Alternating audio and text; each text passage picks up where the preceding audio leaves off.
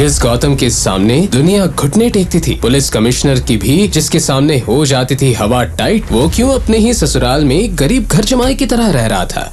बीवी का बॉयफ्रेंड उसे बात बात पे बेइज्जत करता था। साफ कर। बीवी की नजर में तो घर का कुत्ता भी उससे बेहतर था। जब तक इस घर जमाई की छुपी हुई थी सच्चाई, किसी ने की खिंचाई तो कभी उसे चोट पहुंचाई।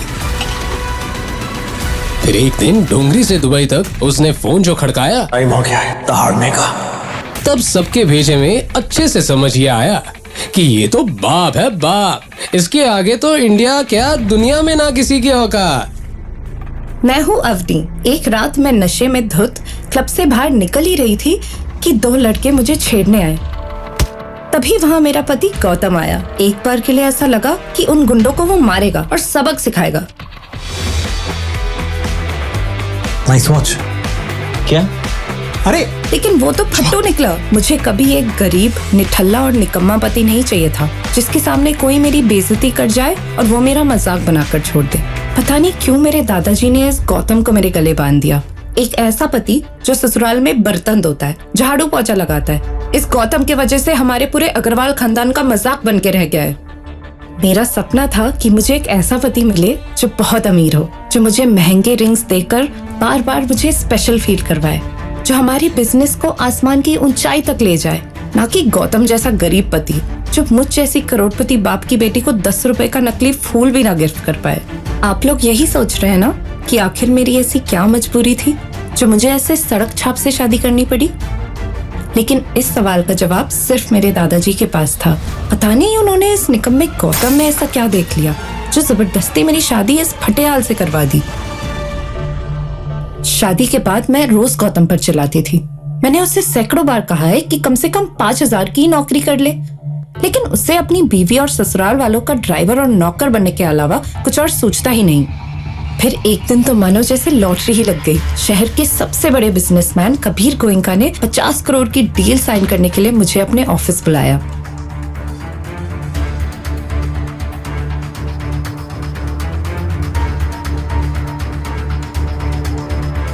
जैसे ही मैंने पेपर्स पर साइन किए, कबीर ने मुझे वाइन का ग्लास ऑफर किया, लेकिन मैंने उसे मना कर दिया। पर वो माना ही नहीं और मुझे जबरदस्ती वाइन पिलाने लगा। मुझे समझ नहीं आ रहा था कि कबीर की बदतमीजी का मैं क्या जवाब दूं कि तभी कबीर के चेहरे पर एक जोरदार गुस्सा पड़ा। मैं हैरान रह गई क्योंकि कबीर को मारने वाला कोई और नहीं, मेरा पति गौतम था। You are finished man. 2 कौड़ी के आदमी घर पे बीवी के टुकड़ों पे पलता है और यहाँ मुझे मारने की हिम्मत दिखा रहा है। तेरे साथ अवनी का पूरा परिवार झेल जाएगा। देख तो ये मार तुझे इतनी महंगी पड़ेगी कि तेरी 7 पुश्तें मुझे किस्तें भरती रहेंगे। अभी भी वक्त है। गौतम ने एक हीरो की तरह वो डॉक्यूमेंट्स फाड़कर कबीर के मुंह पे फेंक दिए।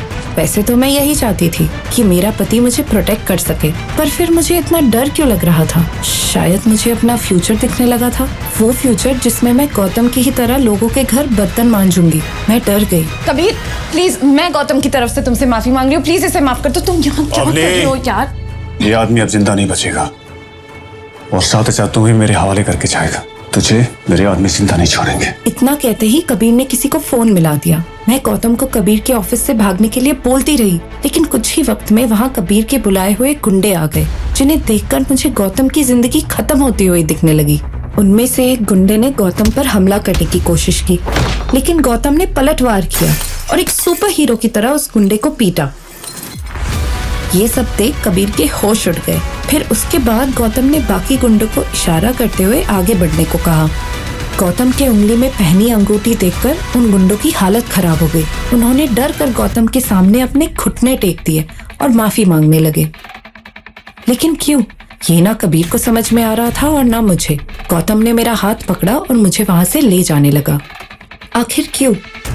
क्या हुआ था ऐसा? क्यों शहर के गुंडे भी मेरे बिना वैल्यू के पति के पैरों में गिर गए थे? क्या होगा आगे? क्या मुझे ये पता लगेगा कि गौतम आज तक मुझसे क्या छुपाता आ रहा है? और तो और जिस राठौड़ खानदान से मिलने के लिए मेरा परिवार सालों से कोशिश कर रहा था, उनको गौतम कैसे जानता था? जब हम घर पहुंचे तो मैंने गौतम से पूरी सच्चाई जाननी चाहिए। ये सब क्या था आज? तुमने मुझे कबीर से बचाया, बहुत बढ़िया। लेकिन वो लोग तुम्हें देख के ऐसे सहम क्यों गए? वो शायद मेरी पहचान को लेकर उन्हें गलतफहमी हुई होगी। पर वैसे भी दुनिया में हमारी शक्ल के कम से कम 7 लोग तो होते हैं। क्या पता मेरा कोई हमशक्ल उनका दोस्त हो।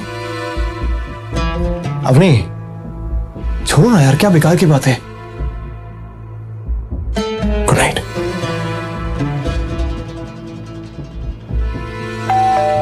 अगली सुबह घर की डोरबेल बजी। दरवाजे पर कोई और नहीं, कबीर ही था। Hi. Hi, what a pleasant surprise. This is for you. Thank you, please come. मैं कबीर की हरकत से गुस्सा थी, पर गौतम ने जो कबीर के साथ किया उससे डरी हुई भी थी। इसलिए जब कबीर ने मुझसे माफी मांगी, मैंने उसे माफ कर दिया और उसने मेरे घर आना जाना शुरू कर दिया। वो आज फिर मेरे घर आ रहा था। आज तो कुछ भी कर ले, लेकिन आज तेरी बीवी अवनी को कबीर के साथ जाने से तू रोक नहीं सकता है। अब ये काम बंद कर और जाके उसकी साड़ी को इस्त्री कर। कबीर आता ही होगा। Come on.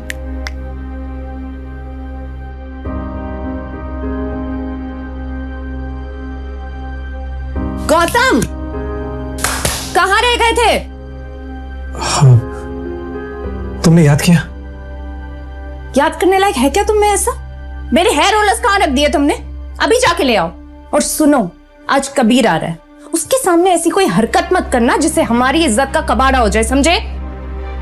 मैं जैसे ही किचन से निकलने लगी, गौतम के फोन पर एक कॉल आया जिसे गौतम ने इग्नोर किया।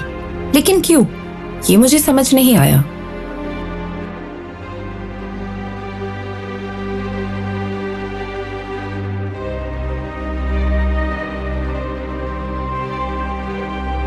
खड़े क्यों हो? जाओ यहां से।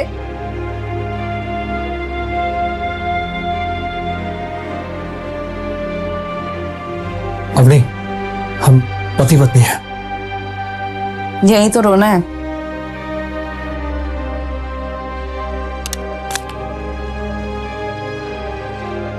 मैं कबीर के बारे में कुछ कहना चाहता हूं। वो अभी भी सुधरा नहीं है। जब भी तुम्हारे करीब आता है ऐसा लगता है तुम्हें छोकर ही मानेगा, और जब तुम्हें देखता है तो उसके शक्ल पर गंदगी दिखती है मुझे। गौतम, कबीर मुझसे क्या चाहता है उसकी चिंता करने की तुम्हें कोई जरूरत नहीं है। और वैसे भी वो जैसा भी है तुमसे तो बेहतर है। And for your information, Kabir मेरी नई कंपनी में इन्वेस्ट कर रहा है और मुझे नए प्रोजेक्ट्स दिलाने में मदद कर रहा है, और तुम मेरे दिए हुए टुकड़े पे जी रहे हो। अवनी, वो तुम्हें कोई प्रोजेक्ट नहीं दिलवाने वाला। वो सिर्फ तुम्हें घुमा रहा है अवनी, बस, और कुछ नहीं। गौतम प्लीज, तुम अपनी ये मनूस बातें और अपनी मनूस शक्ल ना दूर ले जाओ। और अगर मैं कबीर के साथ नहीं गई तो दादी साहब मुझे नौकरी से निकाल देगी। फिर इस घर का खर्चा, मॉम डैड का खर्चा और तुम्हारा ये बोझ कैसे उठाऊंगी? जस्ट गेट आउट यार, जस्ट लीव। मुझे 1 मिनट के लिए एहसास तो हुआ कि मैं कुछ ज्यादा ही बोल गई थी। मेरे ताने सुनकर गौतम की आंखें थपथपा गई थी।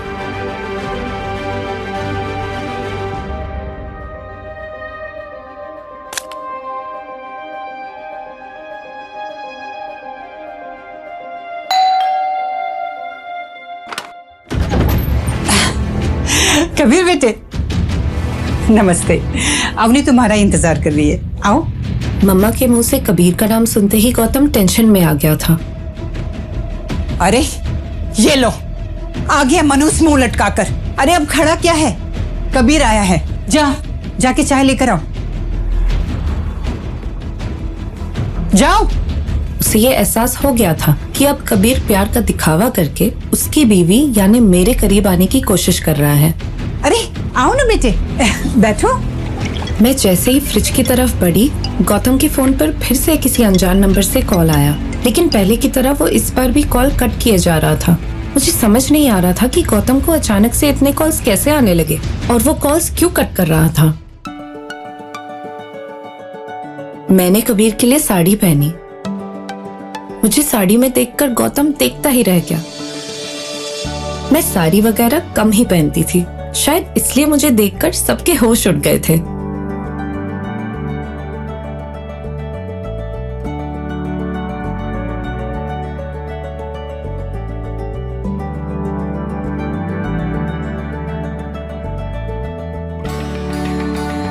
अरे ये साड़ी वाड़ी पहन के पार्टी में जाओगी क्या? आई कैन अंडरस्टैंड, तुम्हारा पति नाकारा है, निकम्मा है, तुम्हें कुछ कपड़े खरीद कर नहीं देता। नेचुरली मुझे ये बात अच्छी नहीं लगी। शायद गौतम कबीर के बारे में ठीक ही कहता है। इसीलिए मैं तुम्हारे लिए एक डिजाइनर ड्रेस लेके आया हूं। इसे पहनो। चलो मैं तुम्हें पार्टी के लिए अच्छे से तैयार करता हूं। कबीर डिजाइनर ड्रेस चेंज करवाने के बहाने मुझे ही मेरे रूम ले जाने लगा, लेकिन गौतम को यह मंजूर नहीं था। You idiot, sorry. ये क्या किया तूने? हर शुभ काम में कुछ न कुछ अपशुकन करने की कसम खाई है क्या तुमने? अब जाओ कपड़ा लेकर आओ और सांप के जूते साफ करो। आओ बेटे, मैं चेंज करवा देती हूँ। गौतम ने गालियां तो खाई, जो उसके लिए कोई नई बात नहीं थी, पर वो कबीर को हमारे रूम के बाहर रोकने में कामयाब हो गया था। मैं जानता हूं तूने जानबूझ के अपनी बीवी के साथ मुझे जाने से रोक दिया, लेकिन जब मैं उसके साथ अकेले में आऊंगा तब क्या करेगा? हाँ? अच्छे से साफ कर।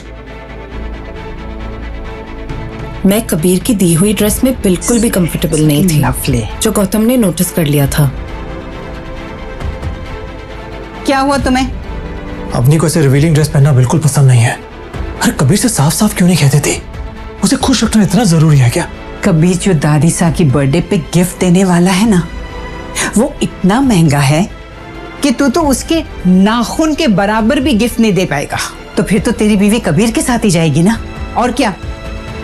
और तुम चाहे अपनी किडनी बेच दो, लेकिन दादी सा के बर्थडे पे अगर तुम 5 लाख से कम का गिफ्ट लेकर आए ना, तो मैं तुम्हें और तुम्हारे सामान दोनों को घर से बाहर कर दूंगी।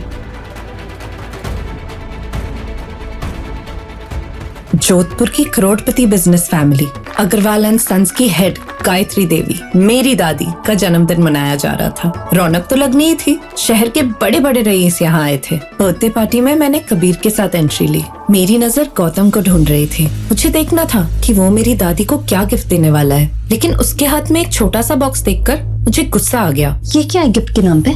कैसी गंदी सी पैकिंग है ये। अच्छा सुनो, जब बाकी गेस्ट वहाँ जाके दादी सा को अपना गिफ्ट दे, तो तुम छुपके से जाके वहां पे अपना बॉक्स रख देना, समझे? पता नहीं दादाजी ने किस जंग का बदला लिया है मुझसे, तो तुम जैसे गरीब के साथ मुझ जैसे करोड़पति की शादी करा दी। ना तो पैसे हैं और ना तमीज। जाओ।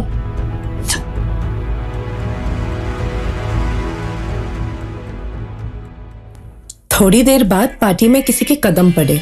मैं खुश नहीं थी, क्योंकि ये लड़की कोई और नहीं, मेरी कजिन शनाया थी, जो मुझे नीचा दिखाने का कोई भी मौका नहीं छोड़ती थी। उसने दादी को गिफ्ट में एक चमकदार नेक पीस दिया, जिसे देखकर दादी की खुशी का ठिकाना नहीं था।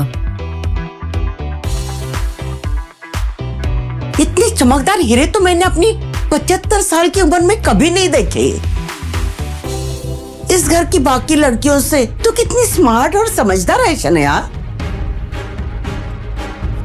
गौतम को मेरी इंसल्ट बर्दाश्त नहीं हुई, इसलिए वो खुद को रोक नहीं पाया और उसने कहा,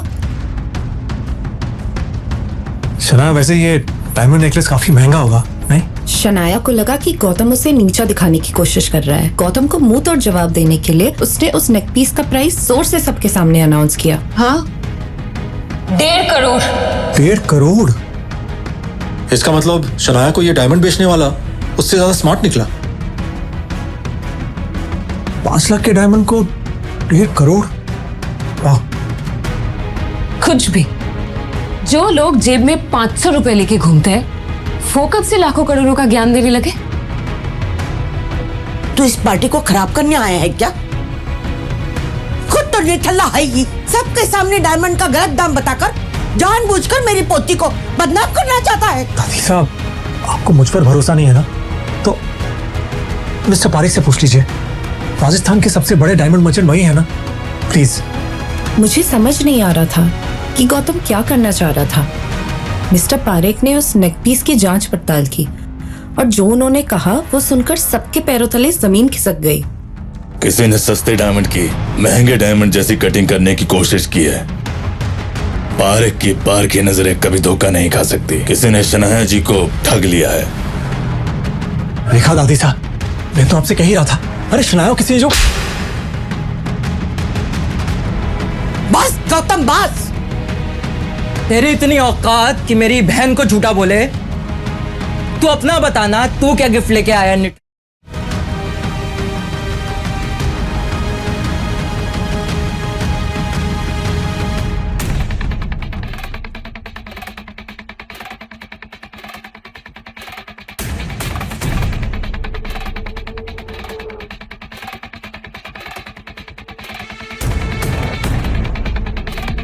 ये क्या?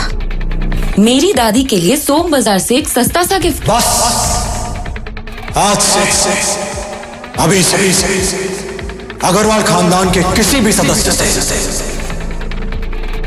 फिर अब कोई मतलब नहीं। 2 साल आपने जिस कुत्ते को पाला था अब वो जा रहा है, लेकिन याद रखना एक दिन मुझे वापस बुलाने के लिए गायत्री देवी को मुझसे माफी मांगनी होगी, भूलना मत।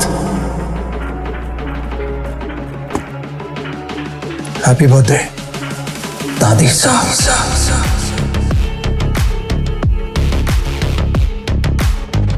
जैसे ही दादी ने गौतम का दिया हुआ गिफ्ट बॉक्स खोला, उनके होश उड़ गए। अरे रोको, कोई रोको गौतम को। 2 साल हमारे साथ रह रहा है, लेकिन हम जान नहीं पाए कि हमारे साथ कौन रह रहा है। मैंने तो उसको झापड़ मार दी और बर्बाद हो जाएंगे। आखिर क्या है उस बॉक्स के अंदर जिसे देखकर गायत्री देवी इतना घबरा गई? कौन था जिसने गौतम को बॉक्स ला कर दिया? कौन है गौतम?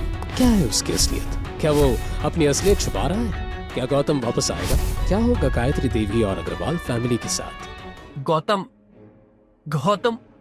कहाँ खो गए? कहते हुए अवनी ने उसे झकझोर दिया। गौतम यकीनन खुली आंखों से सपना देख रहा था। वो यही सोच रहा था कि यह महंगा नेकलेस अभी के अभी दादीसा को दे और अपनी असलियत बता दे, पर शायद यह सही नहीं होगा। अपनी सच्चाई अभी बाहर लाने के लिए गौतम तैयार नहीं था। उसने धीरे से गिफ्ट छुपाने की कोशिश की, मगर तभी नील ने वो गिफ्ट बोझ छीन लिया। अरे, इसमें तो बेहद कीमती हार है। इस कंगाल के पास कहां से आया? जरूर चुराया होगा। नील की बात सुनते ही सभी लोग घर के अंदर जमा हो गए। सभी की तीखी नजरें देखकर अवनी का मन सहम चुका था। वो शर्मिंदगी से किसी को देख भी नहीं पा रही थी। ये देखिए, हमारा प्यारा घर जमाई कितना बड़ा हाथ मारने जा रहा था। किसी की नजर यहां नहीं थी और इसने हाथ साफ कर लिया। अच्छा हुआ मैंने इन भाई साहब को देख लिया, वरना पता नहीं इसका और क्या क्या दहेज का सामान चुराने का इरादा था। ये बात सुनते ही शनाया ने नील के हाथ से नेकलेस ले लिया और उसे ध्यान से देखने लगी। शनाया ने गुस्से में अपनी दादी से कहा, दादी साई, वही 13 लाख वाला नेकलेस है जो मुझे ज्वेलरी स्टोर में पसंद आया था। ये देखिए, इस घर जमाई ने 1,02 लाख पर नहीं, सीधा 13 लाख पर अपना हाथ मारा है। गायत्री देवी ने उसी वक्त अपने चेहरे से चश्मा हटा लिया और घूरकर गौतम को देखने लगी। शनाया अपनी बात कहते हुए गायत्री देवी के पास आ गई और रोते हुए बोली, जरूर राठौड़ परिवार को पता होगा कि मुझे ये नेकलेस बहुत पसंद है, इसलिए उन्होंने खास मेरे लिए इसे यहाँ पैक करवा कर भेजा है। लेकिन इस गौतम के बच्चे की नजर हमारी सारी चीजों पर है। दादी साहब, आप पुलिस को फोन कीजिए, इसे आज के आज पुलिस के हवाले करना होगा। अगर आज इसे छोड़ दिया तो इसकी हिम्मत और बढ़ जाएगी। शनाया की बात सुनकर गायत्री देवी गुस्से में गौतम और अवनी के सामने जाकर खड़ी हो गई। आखिर तुम चाहते क्या हो? हमारे घर की खुशियाँ तुमसे बर्दाश्त नहीं होती क्या? ये आवाज सुनकर अवनी का दिल सहम गया। गीता और अनिल की आंखों में बेचैनी साफ दिखाई दे रही थी। इससे पहले कि गायत्री देवी आगे कुछ पूछती, अवनी ने धीमी आवाज में कहा, गौतम, सच सच बताओ, तुम्हारे पास ये नेकलेस कहाँ से आया? मैं अगर कुछ कहूंगा तो तुम मेरी बात का यकीन करोगी? अवनी बिना इस बात का जवाब दिए गौतम की आंखों में आंखें डालकर देखने लगी। ये मुझे किसी और ने दिया है, खास तुम्हें देने के लिए। अच्छा, वाह, तुम जैसे फालतू आदमी को कोई इतनी महंगी चीज क्यों देगा? यहाँ पार्टी में बाकी सब लोग मर गए हैं क्या? कम से कम झूठ तो ऐसा बोलो जो हमें पच जाए।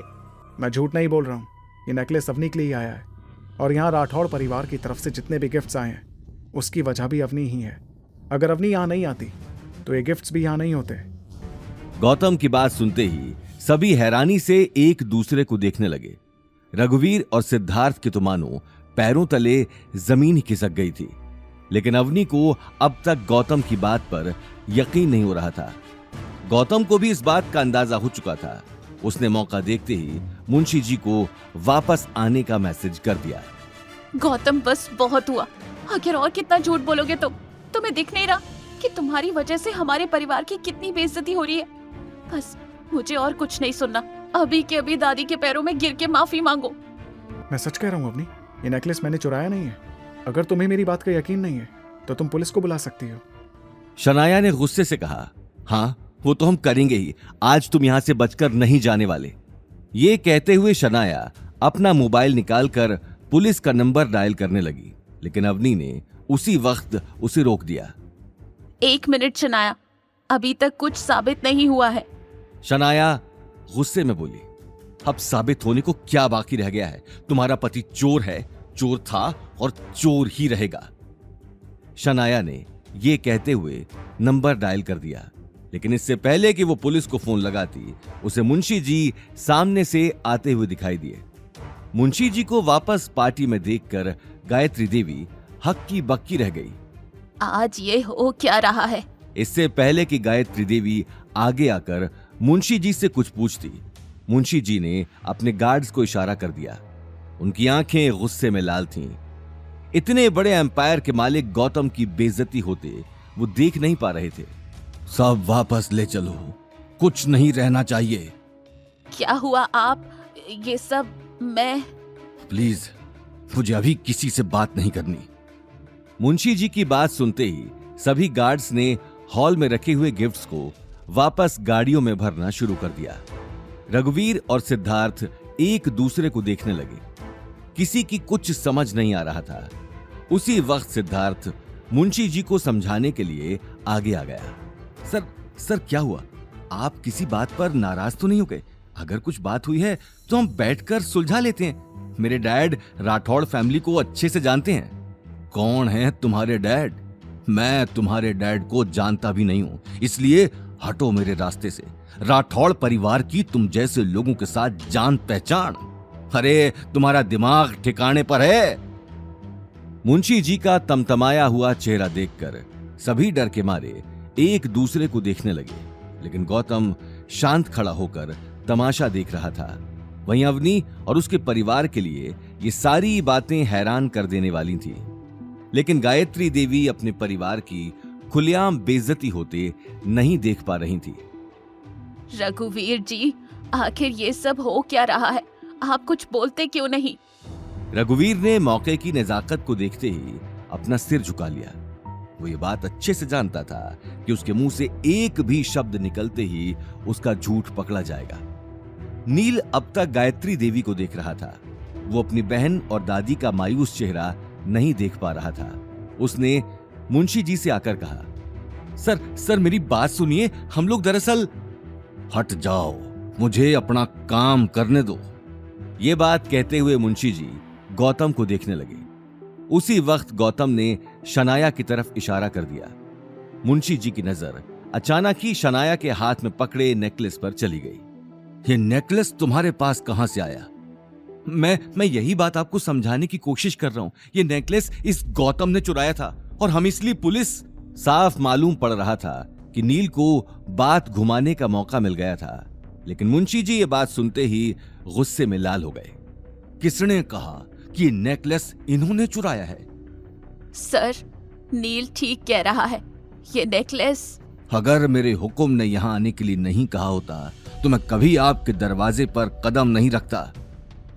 ये बात कहते हुए मुंशी जी गायत्री देवी की आंखों में आंखें डालकर देखने लगे। अचानक ही उनकी नजर अवनी पर चली गई। अवनी को देखते ही उन्होंने शनाया के हाथ से नेकलेस ले लिया और अवनी के पास चले गए। मिस अवनी, मुझे माफ करना, आपको बेवजह इतनी तकलीफ उठानी पड़ी। दरअसल ये नेकलेस छोटे हुक्म ने खास आपके लिए भेजा है। मुंशी जी की इस बात ने सभी को सोचने पर मजबूर कर दिया। सभी को यकीन हो चुका था कि कुछ देर पहले जो गौतम बोल रहा था वो सही था, लेकिन अवनी को अभी तक अपनी आंखों पर यकीन नहीं हो रहा था। मेरे लिए भेजा? लेकिन क्यों? ये बात सुनकर मुंशी जी गौतम को देखने लगे। क्योंकि हमारे छोटे हुक्म आपको पसंद करते हैं और इसलिए उन्होंने आपके लिए एक छोटा सा नजराना भेजा है। ये सारे गिफ्ट भी उन्होंने ही यहां भेजे हैं। गायत्री देवी ये बात सुनते ही हैरान रह गई। साथ ही गीता और अनिल को भी यकीन नहीं हो रहा था, लेकिन सबसे ज्यादा हैरानी अवनी को थी, क्योंकि जिस आदमी ने उसके लिए गिफ्ट भेजा था, अवनी ने आज तक उस आदमी को देखा भी नहीं था। मुझे कुछ समझ नहीं आ रहा, आखिर कौन है आपके छोटे हुकुम? ये सवाल सुनते ही मुंशी जी और गौतम एक दूसरे को देखने लगे, लेकिन गौतम ने उसी वक्त इशारे से अपने बारे में बताने से मना कर दिया। वक्त आने पर आपको सब पता चल जाएगा, अभी मैं आपको कुछ नहीं बता सकता, अभी मुझे चलना चाहिए। ये बात कहते ही मुंशी जी तुरंत वहां से निकल गए। अवनी एक पल के लिए खामोश खड़ी थी। आज उसके सामने एक ऐसा सच था जिसे वो आसानी से एक्सेप्ट नहीं कर पा रही थी, लेकिन अगले 1 साल बाद इसी सच्चाई से उसका सामना होने वाला था। अवनी को इस बात का ख्याल आते ही मुंशी जी को रोकने के लिए वो गेट से बाहर जाने लगी। लेकिन बिना आपके हुक्म के बारे में जाने मैं ये नेकलेस नहीं ले सकती। मुंशी जी वहां से जा चुके थे। अब सभी लोगों की नजर अवनी और गौतम पर टिकी थी। पूरे हॉल में सन्नाटा छा चुका था। उसी वक्त गौतम ने सन्नाटे को तोड़ते हुए कहा, अवनी, मैंने कहा था कि मैंने नेकलेस नहीं चुराया। गौतम की आवाज सुनते ही अवनी को अपनी गलती का एहसास हो गया, लेकिन वहीं दूसरी तरफ गायत्री देवी को बहुत बड़ी अपॉर्चुनिटी सामने नजर आ रही थी। गायत्री देवी सिर्फ पैसों के पीछे ही भागती थी। उम्र बढ़ने के साथ साथ उसके दिमाग में पैसों का भूत बढ़ता जा रहा था, और अब तो अवनी जैसा बहुत बड़ा बैंक उसके सामने था, जिस पर जोधपुर का शाही परिवार दिल लुटा बैठा था। ये बात सोचते ही उसके दिल में अवनी के लिए अपना नजरिया चेंज हो गया, और उन्होंने प्यार से अवनी के कंधे पर हाथ रखा। अवनी, तुमने कभी मुझसे इस बात का जिक्र नहीं किया कि तुम इतने बड़े परिवार को जानती हो, और तो और दादी सा आपको गलतफहमी हुई है। मुझे खुद इस बात का कुछ अंदाजा नहीं है। बस अब कितना छुपाओगी? सच कहूँ तो गलती मेरी ही है। मैंने कभी तुमसे अच्छे से बात नहीं की, हमेशा तुम्हें डांटा। बेटा, मुझे माफ कर दो, लेकिन इस तरह अपनी दादी सा से कुछ छुपाओ तो मत। अचानक गायत्री देवी का बदला हुआ रूप देखकर शनाया का चेहरा गुस्से में तमतमा गया। वहीं गीता और अनिल हैरान रह गए और एक दूसरे को देखने लगे। एक ही झटके में पार्टी में आए हुए लोगों की नजरों में अवनी के लिए इज्जत बढ़ गई, और गीता ये मौका हाथ से नहीं जाने देने वाली थी। लेकिन इससे पहले कि गीता आगे कुछ बोलती, अवनी ने कहा, दादी सा, अब मैं कैसे समझाऊं कि मैं... ठीक है अवनी बेटा, अब अपने दिमाग पर इतना जोर मत डाल। मासा, अब अवनी की उम्र ही क्या है, और ऊपर से मेरी बेटी मेरी तरह ही इतनी ब्यूटीफुल भी है। हो सकता है अवनी ने जोधपुर के छोटे हुकुम को नहीं देखा हो, लेकिन उनकी नजर तो मेरी बेटी के ऊपर पड़ गई है। ये बात कहते हुए गीता गायत्री देवी को देखने लगी। अवनी बेटा, देख, तकदीर खुद तेरे पास आई है, इसीलिए आज मेरी बात को मत टालना। तो प्लीज इस गौतम को डिवोर्स दे दे, और जोधपुर के छोटे हुकुम, जिंदगी में पहली बार तुम्हारी माँ ने कोई ढंग की बात की है। मेरा भी यही कहना है कि जितनी जल्दी हो सके इस गौतम को तलाक दो। वैसे भी जब से तुम्हारी इससे शादी हुई है तब से... गायत्री देवी गौतम के पास आकर उसकी आंखों में देखने लगी। अवनी अब गौतम के खिलाफ नहीं सुन सकती थी। वो अगले ही पल गौतम और गायत्री देवी के बीच आकर खड़ी हो गई। बस दादी सा, इस बार गौतम की कोई गलती नहीं थी। उसके बावजूद भी आप लोगों ने उसे इतना कुछ कहा, लेकिन अब और नहीं, और मैं गौतम को डिवोर्स नहीं देने वाली। अवनी की आंखों में खुद के लिए गुस्सा देखकर गायत्री देवी का चेहरा तमतमा गया। परिवार में आज तक किसी ने भी गायत्री देवी की बात काटने की हिम्मत नहीं की थी। तुम जैसी बित्ते भर की लड़की की इतनी हिम्मत कि तुमने मेरी बात बीच में काटी। मैंने सोचा तुम्हारे अंदर थोड़ी सी तो अकल बची होगी, लेकिन तुम्हारा दिमाग भी तुम्हारे बाप की तरह बिल्कुल खाली है। अरे जब अपने पति की इतनी ही पड़ी है तो फिर शादी के बाद अपने पीछे आशिक क्यों लगा रखे हैं? बाहर चक्कर चलाने से पहले कम से कम अपने पीछे लगे नाम का तो ख्याल कर लेती। कम से कम हमारी इज्जत तो बची रहती। एक के बाद एक गायत्री देवी ने बंदूक की गोली की तरह कड़वी बातें बरसाना शुरू कर दिया। अवनी की आंखों की कोर गीली हो चुकी थी। गौतम अवनी को इस हालत में नहीं देख पा रहा था। साथ ही अनिल और गीता को भी इन बातों से बहुत बड़ा धक्का लग चुका था। अनिल ने उसी वक्त आगे आकर अवनी के कंधे पर हाथ रख दिया। मासा, बहुत हुआ, इससे ज्यादा मैं नहीं सुन सकता। अगर हम आपकी नजरों में इतने ही अखरते हैं तो हमें यहां होना ही नहीं चाहिए। ये बात कहते हुए अनिल और गीता अवनी को लेकर वहां से निकल गए। गौतम भी बिना कुछ कहे उनके पीछे चला गया। उन्हें जाते हुए देखकर गायत्री देवी की आंखें अंगारों की तरह लाल हो गईं। निकल जाओ यहाँ से और दोबारा इस घर में आने की सोचना भी मत। अवनी और गौतम के जाते ही पूरे हॉल में एक सन्नाटा छा चुका था। वहीं गायत्री देवी की आंखों में अब तक गुस्सा चढ़ा हुआ था, लेकिन इस पूरे तमाशे के चलते आज शनाया की सगाई खराब हो चुकी थी। घर आए हुए मेहमानों के साथ साथ रघुवीर और सिद्धार्थ पंडित के चेहरे पर नाराजगी साफ दिखाई दे रही थी और इस नाराजगी को देखकर शनाया अंदर ही अंदर अवनी और गौतम को कोस रही थी। अपनी बहन का उतरा हुआ चेहरा देखते ही नील ने आकर उसे गले लगा लिया। शनाया, बस, अब रोने की जरूरत नहीं है।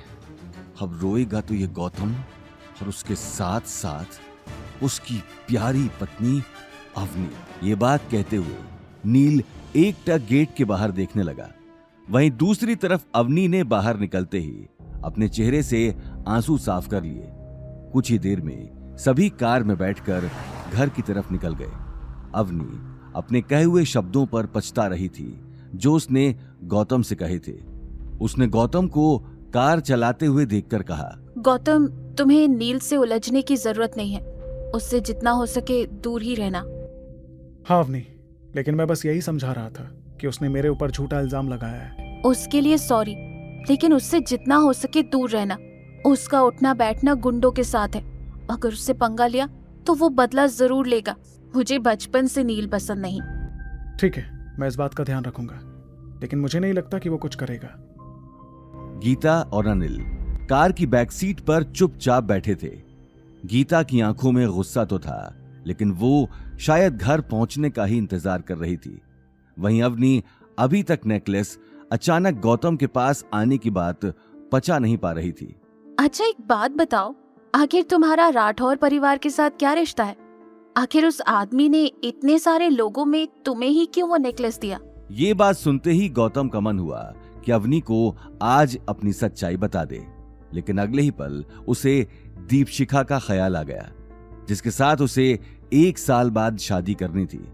इस बात का ख्याल आते ही उसने अपने आप को रोक दिया। नहीं अवनी, मैं तो जानता भी नहीं राठौड़ फैमिली को। कल जब तुम सब लोग चले गए थे तब मुझे वो बुजुर्ग आदमी ज्वेलरी शॉप पर मिला था और उसी ने मुझे वो नेकलेस दिया। इससे पहले मैं उससे कुछ पूछता, वो वहां से निकल गया। उसने बस इतना ही कहा कि नेकलेस तुम्हें दे दूं। सच में यही बात है? सच में यही बात है। अभी तुम्हारे सामने तो उस आदमी ने खुद कहा। गीता ने ये बात सुनते ही भौहें चढ़ा ली और बड़बड़ाने लगी। अच्छा हुआ नेकलेस ही दिया। बम दिया होता तो ये आदमी उसे भी घर ले आता। अकल तो वैसे भी नहीं है इस आदमी में। पता नहीं भगवान जब अकल बांट रहे थे तब ये आदमी कहाँ गया था। अवनी अपनी मॉम की बात को नजरअंदाज करके गौतम को समझाने लगी। गौतम का भी ध्यान कार चलाने में ही था। गौतम, ऐसे किसी से भी कुछ भी लेने की जरूरत नहीं है। तुम जानते नहीं हो कि लोग तुम्हारा कैसे फायदा उठा लेते हैं। आइंदा जब तक सामने वाले से कोई जान पहचान ना हो तब तक उससे कुछ मत लेना। हाँ, आइंदा कभी ऐसी गलती नहीं होगी। गौतम से बात करने के बाद अवनी कार से बाहर देखने लगी। वो समझ गई थी कि मुंशी जी के पास गौतम से अच्छा जरिया नहीं था अपनी बात पहुंचाने का, लेकिन वो इस बात से बेखबर थी कि मुंशी जी ने गौतम के कहने पर ही ये सारा नाटक खेला था। वहीं दूसरी तरफ गौतम कार चलाते हुए बार बार अवनी को देख रहा था अवनी से झूठ बोलने की बात उसे अंदर ही अंदर कचोट रही थी। अवनी, मुझे माफ करना, मैंने तुमसे झूठ बोला, लेकिन क्या करूं, इसके सिवाय मेरे पास कोई और रास्ता नहीं था। अगर तुम्हें सच बताता हूं तो मुंशी जी से किया हुआ वादा तोड़ना पड़ेगा, इसलिए अगले 1 साल तक मैं तुम्हें सच नहीं बताऊंगा। अग्रवाल हाउस से वापस आने के बाद सभी के चेहरे पर मायूसी छाई थी। सभी एक एक कर घर के अंदर चले गए। रात हो चुकी थी।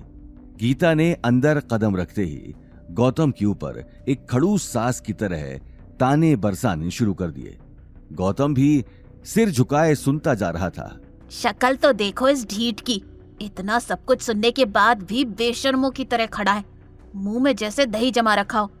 अवनी के पूजनीय दादाजी ने अगर इस महान हस्ती से मेरी बेटी की शादी न कराई होती तो आज मेरी बेटी भी किसी बड़े घर की बहू होती। बड़ा घर तो छोड़ो, हमें तो अपने ही घर में एक भूत पालना पड़ रहा है। गौतम, बस बहुत हुआ, बहुत तोड़ ली तुमने घर बैठकर मुफ्त की रोटियां। तुम्हारी वजह से हमें हर वक्त लोगों के सामने जलील होना पड़ता है, इसलिए अब कहीं ना कहीं जाकर जॉब ढूंढो। हमारी हालत तुम जानते ही हो। अब हमारे पास इतने पैसे नहीं हैं कि मुफ्त में तुम्हारा भी पेट भरे। अरे अगर आज इसके पास कोई ना कोई नौकरी होती तो उस सिद्धार्थ को इतना कुछ कहने का मौका तो नहीं मिलता। Mom dad, I am sorry, मेरी वजह से आपको लोगों के ताने सुनने पड़े, लेकिन ऐसा नहीं है कि मैंने कोशिश नहीं की। मैं जहां भी जॉब के लिए जाता हूं वहां बात बनते बनते बिगड़ जाती है। तो फिर साफ बोल दो कि जिंदगी भर हमारे सिर पर ही नाचना है। छोड़ो गीता, तुम भी कहां भैंस के आगे बीन बजा रही हो। गौतम ने अपना सिर शर्म से नीचे कर लिया। अवनी बिना कुछ कहे उसे देख रही थी। मैं कोशिश करूंगा कि जितना जल्दी हो सके कोई ना कोई नौकरी मिल जाए। कोई जरूरत नहीं है नौकरी ढूंढने की, कोई ऐसी वैसी नौकरी करोगे तो भी लोग ताने देंगे, उन्हें तो नया टॉपिक मिल जाएगा। इसीलिए यहीं घर बैठो और घर का काम करो। अवनी की बात के आगे गौतम कुछ कह नहीं पाया। गीता भी अपना सिर पकड़कर बैठ गई और गुस्से भरी निगाहों से गौतम को देखने लगी। अब जाओ, यहाँ खड़े खड़े किसका वेट कर रहे हो, जाकर खाना बनाओ। गीता की तीखी आवाज सुनकर गौतम किचन की तरफ चला गया। अगर दाल में नमक थोड़ा सा भी ज्यादा हुआ तो वह सारी दाल तुम ही बैठकर खाना। गीता ये कहते हुए अपने सिर को दबाने लगी। अपनी मॉम को इस तरह देखते ही अवनी उनके पास आकर बैठ गई। अवनी बेटा, क्यों जिद ले रखी है इस आदमी के साथ रहने की? अरे तेरे सामने इतना बड़ा रिश्ता है और तू उसे ठुकरा रही है। भगवान बहुत ही कम लोगों पर ही मेहरबान होते हैं, उनका आशीर्वाद मत ठुकरा। तलाक दे दे इस आदमी को। मॉम, आप ये बात कितनी बार भी दोहरा लीजिए, मेरा जवाब नहीं बदलने वाला। मेरा जवाब वही रहेगा, मैं गौतम को तलाक नहीं दूंगी। आखिर उसे तलाक देने की कोई वजह भी तो होनी चाहिए। उसने आज तक मुझसे ऊंची आवाज में बात नहीं की, मेरा हर कहा मानता है और तो और अपनी पूरी कोशिश करता है। अब अगर बात नहीं बन पाती तो इसमें इसकी क्या गलती? गीता ये बात कहकर सोफे से उठकर वहां से जाने लगी। तुझे तो कहना ही बेकार है, जब अपने बच्चे ही खुद की जिंदगी बर्बाद करने के ठान चुके हो तो माँ बाप भी क्या करेंगे। ये बात बड़बड़ाकर गीता कमरे में चली गई। अनिल भी परेशान होकर दरवाजे से बाहर निकल गया। वहीं गौतम ने किचन में रहकर अवनी की ये बात सुन ली थी। आज खुद के लिए अवनी के दिल में जगह देखकर उसे मन ही मन बहुत खुशी हो रही थी। वहीं दूसरी तरफ शनाया की सगाई होने के बाद गायत्री देवी आगे की प्लानिंग में जुट चुकी थी। रघुवीर पंडित के बेटे के साथ शनाया की सगाई करवाकर उसे कहीं ना कहीं एक उम्मीद नजर आ रही थी। साथ ही एक उम्मीद उसे इस बात की भी थी कि अवतार ग्रुप जोधपुर में सबसे बड़ा शॉपिंग मॉल बनाने जा रहा था, जिसमें बहुत सारे आर्किटेक्चर फर्म्स ने अपनी एप्लीकेशंस भेजी थी, जिनमें से एक है अग्रवाल ग्रुप। अपने पति हिम्मत अग्रवाल के जाने के बाद गायत्री देवी ने सारा बिजनेस अपने कंट्रोल में कर लिया था, पर कुछ सालों से कंपनी लॉस में जा रही थी और गायत्री देवी किसी भी हाल में अग्रवाल ग्रुप को फिर से टॉप पर लाना चाहती थी और इसके लिए उनका डिजाइन सिलेक्ट होना बहुत जरूरी था। अभी भी अग्रवाल ग्रुप में एज अ डिजाइनर काम कर रही थी। उसे उम्मीद थी कि शायद एक दिन उसके काम से खुश होकर वो उन्हें वापस अपनाएगी। अवनी को अवतार ग्रुप के प्रोजेक्ट की बात का पता लगते ही वो अपना सारा काम छोड़कर दिन रात डिजाइन बनाने में जुट गई। उसे अपने आप पे कॉन्फिडेंस था। आफ्टर ऑल मुंबई के टॉप कॉलेज से अवनी ने आर्किटेक्चर की पढ़ाई में टॉप किया था और उसका सपना था कि उसे एक दिन दादी सा अग्रवाल ग्रुप का डिजाइन डायरेक्टर बनाएंगी। अगर अवतार ग्रुप प्रोजेक्ट में अवनी का डिजाइन चुन लिया गया तो उसे अग्रवाल ग्रुप का डिजाइन डायरेक्टर बनने से कोई नहीं रोक सकता था। गौतम जब जब अवनी को रात में काम करते हुए देखता तब तब उसे ख्याल आता कि वो अभी के अभी अभिनव को फोन कर एक झटके में अवनी का डिजाइन सिलेक्ट करवा दे। पर अवनी के डिजाइन को देखकर उसे कॉन्फिडेंस था कि अवनी का ही डिजाइन सिलेक्ट होगा और वो बिना वजह अवनी की सेल्फ सक्सेस के रास्ते में नहीं आना चाहता था। और इसलिए डिजाइन सिलेक्शन मीटिंग के दिन गौतम सिर्फ अवनी को दही शक्कर खिलाकर ऑल द बेस्ट कहते हुए उसे अग्रवाल ग्रुप ड्रॉप करता है और इस प्लानिंग में लग जाता है कि अवनी जब शाम को वापस घर लौटेगी तो वो कैसे उसकी जीत को सेलिब्रेट करेगा। वहीं अवनी भी कॉन्फिडेंट थी कि आज शायद दादी सा के मन में उसके प्रति जो गुस्सा था वो डिजाइन देखकर दूर हो जाएगा। कॉन्फ्रेंस रूम में सभी लोग अपने अपने डिजाइन लेकर आ चुके थे। अवनी गायत्री देवी के पास चली जाती है। दादी सा मेरा डिजाइन। गायत्री देवी अवनी के हाथ से डिजाइन लेकर देखने लगी। ठीक है, वहां बैठ जाओ। गायत्री देवी ने बड़ी सी चेयर के चारों तरफ लगी कुर्सियों में से एक कुर्सी की तरफ इशारा कर दिया। अवनी ने जैसे ही मुड़कर उस कुर्सी पर नजर डाली उसके पैरों तले जमीन खिसक गई। सामने नील बैठा था जिसकी आंखों में अब तक बदले की आग भड़क रही थी। अवनी ने एक पल रुककर गहरी सांस ली और अगले ही पल उसके पास जाकर बैठ गई। अवनी, तुम क्यों यहां अपना टाइम बर्बाद करने आई हो? इससे अच्छा तो तुम अपने उस सुमेर पैलेस के आशिक से कहती तो वो तुम्हारा डिजाइन एक झटके में सिलेक्ट करवा देता। ज्यादा से ज्यादा क्या होता, तुम्हें उसके साथ एक रात ही तो गुजारनी पड़ती। मेरी छोड़ो, भूलो मत सिर्फ दादी सा की वजह से ही तुम इस कुर्सी पर बैठे हो, वरना तुम ये जगह डिजर्व नहीं करते। तुम्हारा आर्किटेक्ट और डिजाइनिंग से दूर दूर तक कोई लेना देना नहीं है। नील ये बात सुनकर अपने आसपास देखने लगा। हालांकि गुस्से से उसका शरीर गर्म हो चुका था, लेकिन इस वक्त वो बात आगे बढ़ाकर गायत्री देवी की इज्जत खराब नहीं करना चाहता था, पर वो अवनी को बिना सबक सिखाए ऐसे जाने भी नहीं देना चाहता था। देखते ही देखते वो घड़ी आ जाती है जिसका सभी को इंतजार था। कॉन्फ्रेंस रूम में अवनी और घर में गौतम दोनों बेसब्री से इंतजार कर रहे थे उस पल का जब गायत्री देवी अवनी का नाम लेगी। गौतम से और रहा नहीं जाता और वो अवनी को कॉल लगाता है, पर अवनी गौतम का कॉल नहीं उठाती है। कुछ घंटों बाद वो फिर से अवनी को कॉल करता है, पर अवनी का कॉल स्विच ऑफ आता है। गौतम अब टेंशन में आ जाता है। उसे बहुत ही स्ट्रांग फीलिंग आती है कि अवनी ठीक नहीं है। वो अवनी के ऑफिस में लैंडलाइन पर कॉल करता है और उसे पता चलता है कि अवनी बहुत पहले ही ऑफिस से निकल चुकी थी। गौतम अवनी को ढूंढने जाने ही वाला होता है कि तभी उसे डोरबेल की आवाज सुनाई दी। गीता हॉल में ही बैठकर टीवी देख रही थी। गौतम ने किचन से बाहर निकलकर जैसे ही दरवाजा खोला तो वो भौचक्का रह गया। सामने अवनी खड़ी थी और उसके चेहरे का रंग पूरी तरह से उड़ा हुआ था। इससे पहले कि गौतम कुछ पूछता, अवनी बिना कुछ कहे अपने कमरे में चली गई। अवनी का इस तरह वहां से चले जाना गौतम को समझ नहीं आया। उसने एक नजर गीता को देखा, लेकिन गीता की आंखें टीवी में चल रहे प्रोग्राम पर थीं। गौतम अगले ही पल अवनी के पीछे चला गया। रूम में जाते ही उसने देखा अवनी खिड़की के पास खड़ी थी। गौतम की बेचैनी अब बढ़ती जा रही थी। वो हिम्मत करके अवनी के पास चला गया। अवनी, क्या हुआ? तुम ऐसे परेशान क्यों हो? उस नील ने कुछ किया क्या? गौतम प्लीज मुझे थोड़ी देर के लिए अकेला छोड़ दो। ये बात सुनकर गौतम दरवाजे की तरफ बढ़ गया, लेकिन तभी उसके कदम रुक गए। क्या हुआ? तुम्हारा डिजाइन सेलेक्ट नहीं हुआ? ये बात सुनते ही अवनी की आंख से आंसू गिरकर उसके गालों पर आ गए। हाँ, मैं फेल हो गई गौतम। इम्पॉसिबल, तुम फेल हो ही नहीं सकती। तुम्हारा डिजाइन परफेक्ट था। तुम्हें क्या पता परफेक्ट डिजाइन क्या होता है? सॉरी गौतम, आई नो तुम सिर्फ मुझे चीयर अप करने की कोशिश कर रहे हो, पर मुझे इस बात का इतना दुख नहीं है कि मेरी डिजाइन सिलेक्ट नहीं हुई, जितना दुख इस बात का है कि दादी ने नील का डिजाइन सिलेक्ट कर लिया है। क्या दादी सा ऐसा कैसे कर सकती हैं? तुम्हारे डिजाइन से मुकाबला वो नील कभी नहीं कर सकता। तुम्हारी डिजाइन सच में बेस्ट थी। अब क्या फर्क पड़ता है मेरा डिजाइन कैसा था, कितना अच्छा था? इन सब बातों का अब कोई मतलब नहीं है।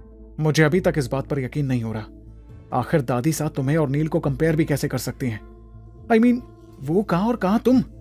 अवनी, इन सबके पीछे जरूर कुछ ना कुछ गड़बड़ है। अगर कुछ गड़बड़ है तो भी मैं कुछ नहीं कर सकती। दादी सा ने नील का डिजाइन दिखाने से भी मना कर दिया। उन्होंने कहा कि ये कंपनी पॉलिसी के अगेंस्ट है। एक बार डिजाइन अवतार में सबमिट होके सिलेक्ट हो जाए तभी वो हम सबको डिजाइन दिखाएंगी, ताकि वो डिजाइन लीक ना हो। आज नहीं तो कल लोगों को सच तो पता लग ही जाएगा, क्योंकि दादी सा को डिजाइन सबके सामने लाना तो पड़ेगा ही।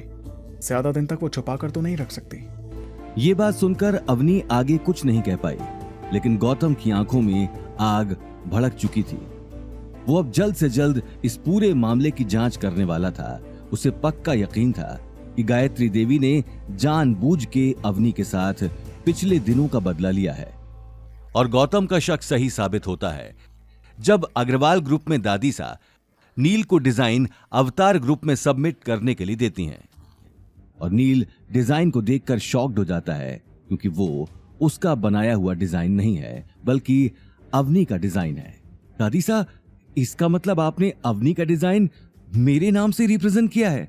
हाँ, ये डिजाइन अवनी का ही है, लेकिन वो मेरी कंपनी में डिजाइन डायरेक्टर की पोस्ट डिजर्व नहीं करती। वैसे भी उसने और उसके पति ने मिलकर हमारे परिवार के नाम पर कीचड़ मल रखा है। अब मैं परिवार का नाम इससे ज्यादा खराब होते हुए नहीं देख सकती हूँ। तुम अग्रवाल परिवार का होने वाला कल हो और तुम ये ज्यादा डिजर्व करते हो। ठीक है दादी, लेकिन अवनी को इस बात का पता चल गया तो क्या? उसका पति कौन सा कोई राजकुमार है कि वो हमसे पंगा लेगा? घर से निकाल ही चुकी हूँ। ज्यादा नाटक किया उसने तो नौकरी से भी निकाल दूंगी। शनाया की सगाई के दिन उसके बेकार पति के लिए मेरी इंसल्ट हुई थी ना। अब देखो क्या क्या होता है उन दोनों के साथ। एक तरफ गायत्री देवी अवनी से बदला लेने का पहला कदम बढ़ा चुकी थी, वहीं दूसरी तरफ गौतम अवनी को दुखी नहीं देख पा रहा था। वो मान ही नहीं सकता था कि नील जैसा अय्याश आदमी, जिसे सिर्फ पार्टी करने का शौक है, वो अपने दिन रात डिजाइन बनाने में लगाएगा। और गौतम को यह भी पता था कि गायत्री देवी कितनी एम्बिशियस है। वो अवनी को नीचा जरूर दिखाना चाहती थी, पर वो उसके लिए अवतार ग्रुप के प्रोजेक्ट खोने का रिस्क नहीं लेने वाली थी। तो फिर अवनी के डिजाइन से बेटर डिजाइन उसे कहां से मिला होगा? गौतम मुंशी जी को कॉल लगाकर उनसे फाइंड आउट करना चाहता है कि क्या नील या गायत्री देवी ने किसी इंटरनेशनल डिजाइनर का काम चुराया है, क्योंकि उसे कॉन्फिडेंस था कि राजस्थान में क्या इंडिया में भी कोई भी अवनी के इस डिजाइन को बीट नहीं कर सकता था। देखते ही देखते दिन निकल गया। अवनी अनिल और गीता से ऑफिस में क्या हुआ छुपाती है और गौतम से भी कहती है कि इस बारे में वो उनसे कुछ ना कहे। अवनी ऑफिस के लिए निकली और अभी भी उसकी आंखों में वही मायूसी छाई हुई थी। गौतम अवनी के साथ ऑफिस जाना चाहता था। वो उसे उदास अकेले में नहीं छोड़ना चाहता था, पर गीता को लगता है कि गौतम घर के कामकाज में कामचोरी करना चाहता है, और तब वो पैर दर्द का बहाना बनाती है और गौतम से अपने पैर दबवाती है। वो गौतम को 1 मिनट भी अकेला नहीं छोड़ती कि वो मुंशी जी या अभिनव से ये पता कराए कि अग्रवाल ग्रुप में क्या हो रहा है। बार बार उसके दिमाग में अवनी का वो मायूस चेहरा आता रहता है, पर वो जितने भी बहाने बनाए, गीता उससे कोई ना कोई काम कराती ही रहती है। वहीं दूसरी तरफ गायत्री देवी ने अभिनव गुप्ता के पास अवनी का डिजाइन भेज दिया, जिस पर अब नील का नाम लिखा था। अभिनव ने एक ही नजर में आने वाले प्रोजेक्ट के लिए उस डिजाइन को सिलेक्ट कर लिया। पूरी कंपनी में खुशी का माहौल छाया हुआ था, लेकिन सबसे ज्यादा खुशी शनाया और नील को थी, क्योंकि नील अब कंपनी का डिजाइन डायरेक्टर बन चुका था। वहीं अवनी को कंपनी में आते ही कुछ अलग सा फील होने लगा। इससे पहले कि वो किसी से कुछ पूछती, शनाया उसके सामने आकर खड़ी हो गई और उसे ऊपर से नीचे तक देखने लगी और फिर बोली, जाओ जाकर नील का कैबिन साफ करो, वो आता ही होगा। मैं उसका कैबिन साफ क्यों करूं? मैं यहाँ उसका काम करने नहीं आती, कंपनी का काम करने आती हूँ। शनाया उससे मुस्कुराकर बोली, तुम अब मेरे भाई डिजाइन डायरेक्टर के अंडर ही काम करने वाली हो और उसने तुम्हारी ड्यूटीज चेंज करवा दी हैं। तुम्हारे पास कोई कैबिन नहीं है, जाओ जाकर ऑफिस साफ करो। इम्पॉसिबल नील, ये नहीं। शनाया तुरंत बोली, चुप, अब नील तुम्हारा बॉस है, इसलिए नील सर कहने की आदत डाल लो। नील का सोचना है कि तुम्हें अभी बहुत कुछ सीखने की जरूरत है। ये बात सुनते ही अवनी की आंखें गुस्से में लाल हो गई। कहाँ है नील? मुझे उससे फेस टू फेस बात करनी है। शनाया फिर मुस्कुराकर बोली, नील अभी अवतार ग्रुप के चेयरमैन के आने का वेट कर रहा है। फाइनल कॉन्ट्रैक्ट जो साइन होने वाला है, तुम जाओ यहां से। इससे पहले कि शनाया आगे कुछ कह पाती, अवनी गुस्से में कॉन्फ्रेंस रूम के अंदर चली गई। कॉन्फ्रेंस रूम में केवल 2-3 लोग ही मौजूद थे जो टेबल साफ कर रहे थे। अभिनव गुप्ता के इंतजार में नील प्रोजेक्टर के सामने बैठा था। नील को सामने देखते ही अवनी का चेहरा गुस्से में भड़क गया। नील, तुमने मेरी ड्यूटीज चेंज करवाई हैं और मेरे कैबिन से मेरा सामान बाहर निकलवा दिया। हाँ, अब मैं तुम्हारा बॉस हूँ, मैं जो चाहूंगा वही होगा। मैं अपना कैबिन छोड़कर कहीं नहीं जाने वाली। मैं तुमसे पहले से इस कंपनी में काम कर रही हूँ। मैं तुम्हारे अंडर हरगिज काम नहीं करने वाली। बात करते करते सडनली अवनी की नजर टेबल के कोने में रखे डिजाइन पर चली गई। उस डिजाइन को देखते ही अवनी के कदम वहीं थम गए, लेकिन इससे पहले कि वो आगे टेबल की ओर बढ़ती, नील उसके सामने आकर खड़ा हो गया। निकलो यहां से, सामने से हटो। ये कहते हुए अवनी ने गुस्से में नील को धक्का दे दिया। नील अगले ही पल टेबल के दूसरे कोने में जा गिरा। उसके सामने से हटते ही अवनी को टेबल पर रखा डिजाइन दिखाई दिया, जिसे देखकर उसके पैरों तले जमीन खिसक गई। अवनी के सामने उसी का बनाया हुआ डिजाइन रखा था जिस पर अवतार की स्टैंप लगी थी, लेकिन उसके खुद के साइन की जगह पर नील का नाम लिखा था। ये देखकर अवनी अपने आंसू नहीं रोक पाई। अवनी अगले ही पल डिजाइन लेकर वहां से जाने लगी, लेकिन उसी वक्त नील ने उठकर डोर बंद कर दिया। हट जाओ सामने से। मैं सोच भी नहीं सकती थी कि तुम इतनी गिरी हुई हरकतें करोगे। तुमने मेरी डिजाइन कॉपी कर ली। तुम्हारी हिम्मत कैसे हुई? मैं अभी दादी सा से जाकर। कोई फायदा नहीं है, दादी सा इसके बारे में सब कुछ जानती हैं, इसलिए मैं तुम्हें वार्न कर रहा हूं, कुछ भी करने से पहले अच्छी तरह सोच लेना, क्योंकि इसका अंजाम बहुत बुरा होगा। नील की धमकी सुनकर अवनी का गला सूख गया। वहीं दूसरी तरफ कॉन्फ्रेंस रूम से आ रही आवाजें सुनकर स्टाफ के सभी मेंबर्स एक दूसरे से बातें करने लगे और सेक्रेटरी ने उसी वक्त गायत्री देवी को इन्फॉर्म कर दिया।